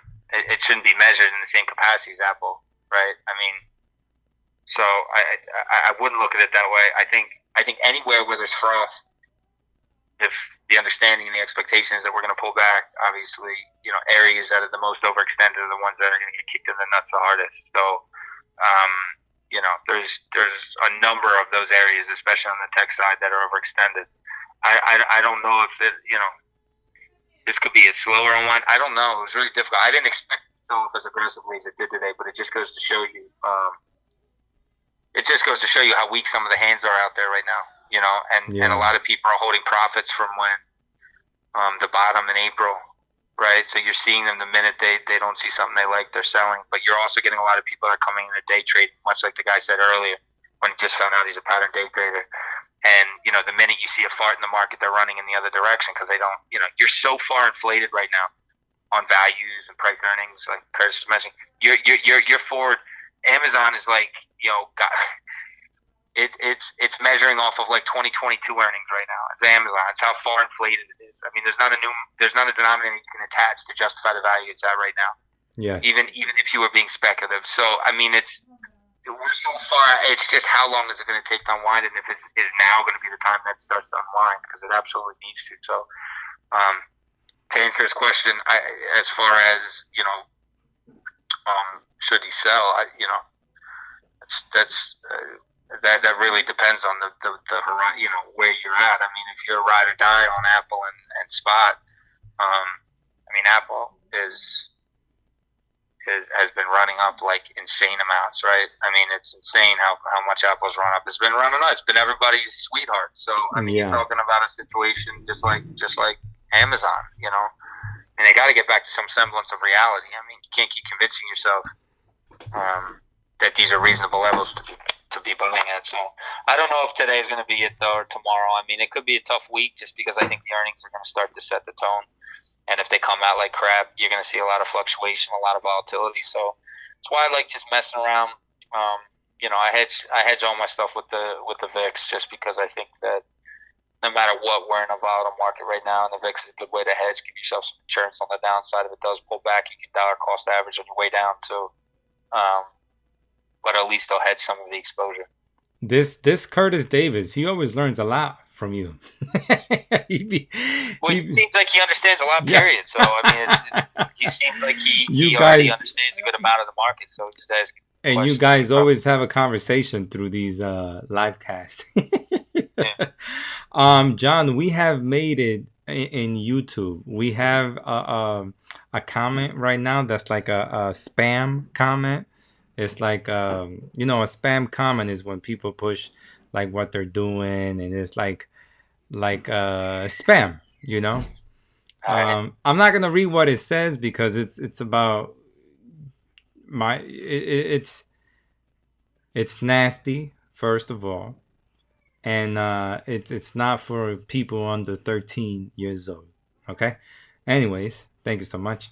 Well, Tyrone Williams is asking, what do you think about Verizon or Apple credit card? Does Verizon have a credit card, Jay? I'm not familiar with Verizon's credit card, but the Apple card, I hear a lot of positive things about it, especially the limits and stuff. about it being high and stuff. So, I mean, I see that. I mean, I've heard a lot of good things about it. I don't know personally, but I have heard a lot of good things about the Apple Card. I don't know anything about a Verizon card. And I got to Yeah. be honest, I'm not sure I'd want a Verizon card. You know, the one good thing about the Apple Card is that obviously it's tied to Apple, and Apple is, you know, our technological beacon in our you know, society at this Yes. particular point in time. So, I mean, it's good to have that avenue of credit that you can tap into with them. I'm not sure about Verizon though. Curtis Davis says, great show. And on that note, great show, John and Gizzy. And on that note, we got 2 hours and 30 minutes this time around. Guys, whatever topic you would like to discuss on credit related, you know, we could definitely go into full detail and let you guys know. Whatever topics you guys want to talk about, you could just always comment below or send me an email, GizzyCredit at GizzyCredit.com, if you want to get educated on how credit works. Anything else you want to say, John? No, I'm good. I'm good. Anything new preventing, anything to stay away from financially, anything of that nature that you may know anything about? What do you mean? And as far as, give me an example. What do you mean? What not to do. You know, we got to do a podcast on that. What not to do before you're about to buy a home. Oh man, I could make a laundry list about that stuff. One of them would start with "Don't buy a home at this exact time," but I don't think anybody, you know, I don't think that would stop the people that want to buy anyway. So I'll do it, embolden them. But I mean, look, I think we could do another podcast, you know, where we can get into stuff like that. Curtis, as any option or any opinions on Verizon, I'm in both T and VZ. Any opinion on Verizon as a stock? As a That was the stock, question? yeah, I think is that he didn't say stock, but he just says any opinion on Verizon. I'm in both T and VZ. TNVZ. I don't know what TNVZ is off the top of my head. Verizon, obviously, you know, I mean, I don't know. It doesn't really move that much, so I'm not not a big fan of Verizon. TNVZ. Let me see what that is. TNVZ. What? Is the TNV. T and the and symbol, and V as in Victor, Z as in zebra. He means AT&T. Oh, AT&T stock. And what's the other one? No, he says AT&T. VZ. So AT&T and Verizon. Okay, now Yeah. yeah. I mean, obviously for the dividends, these are good, right? I mean, you're not getting any growth from either one of them. So I you know, for certain funds it'll work, but I mean, right now, but they're dividend safe. That's why they get propped up. I still think that, you know, you see the broader market pull back, you're going to see it pull back too, whether that dividend's there or not. It'll eventually find a floor, but, you know, if you figure that at least if you're talking about Verizon, you know, its average price is typically somewhere, if you go back over the last 10, well, even the last 4 or 5 years, its average price is somewhere around $50. It's trading about $54 right now. You know, and a reversion to mean would put it somewhere in that $48, $50 range. It's kind of in the course of that. So. Okay. I don't know. I wouldn't even be looking at personally. I don't.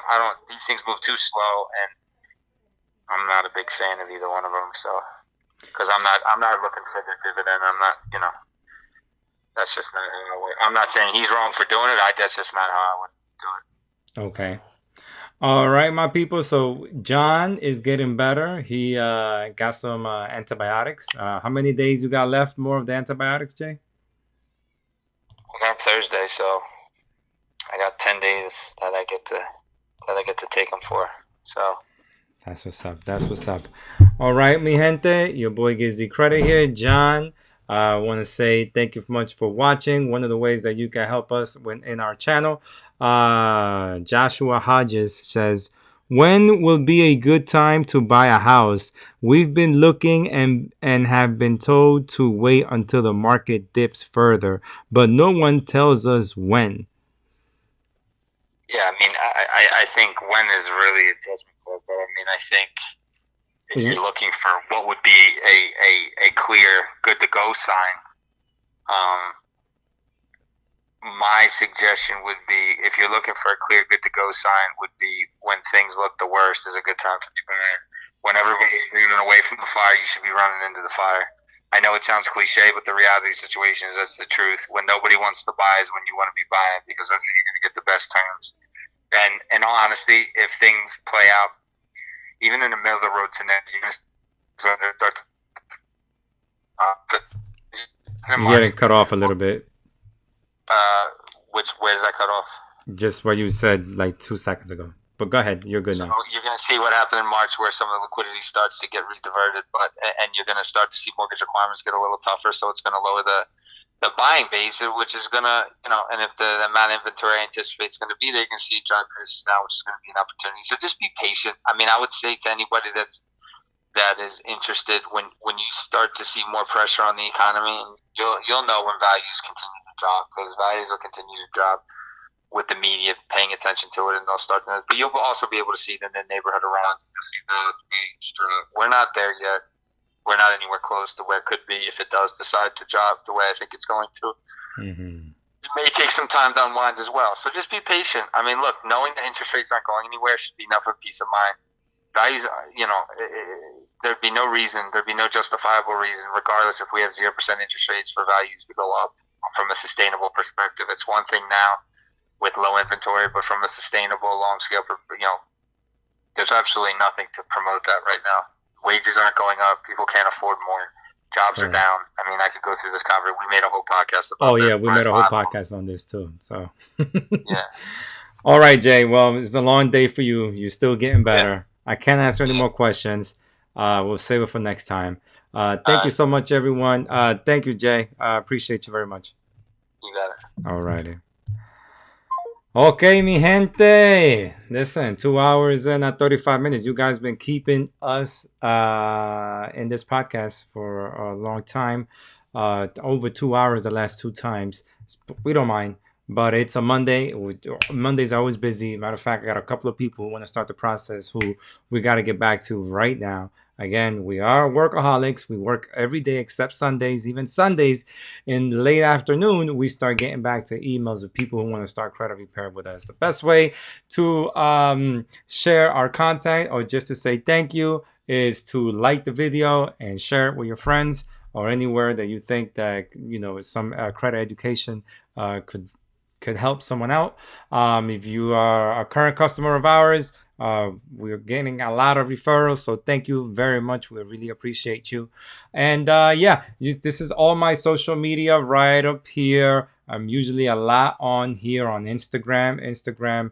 I gotta post a lot of credit repair results videos, and here we go live, and once a week I also do credit repair results videos to keep you guys just active, letting you know that we're working, and this is a 10-year plus channel that we've been talking about credit, help people with their credit, positioning them to get whatever it is that they want with their credit. With that said, thank you very much to everyone, and we're gonna go back and get to our GizzyCredit jam. Alrighty. Anyways, mi gente, thank you so much. Nos vemos. Hashtag GizzyCredit. Hashtag GizzyCredit. Hashtag GizzyCredit. Hey. GizzyCredit. Anything you want and you can get it. Don't scam, cause you forget it. You no longer gotta Hey. pathetic. GizzyCredit. You want then you can get it. Don't get scammed, cause then you'll regret it. You no longer gotta Pathetic. GizzyCredit. Anything you want then you can get it. Don't get scammed, cause then you'll regret it. You no longer gotta look pathetic. Gizzy.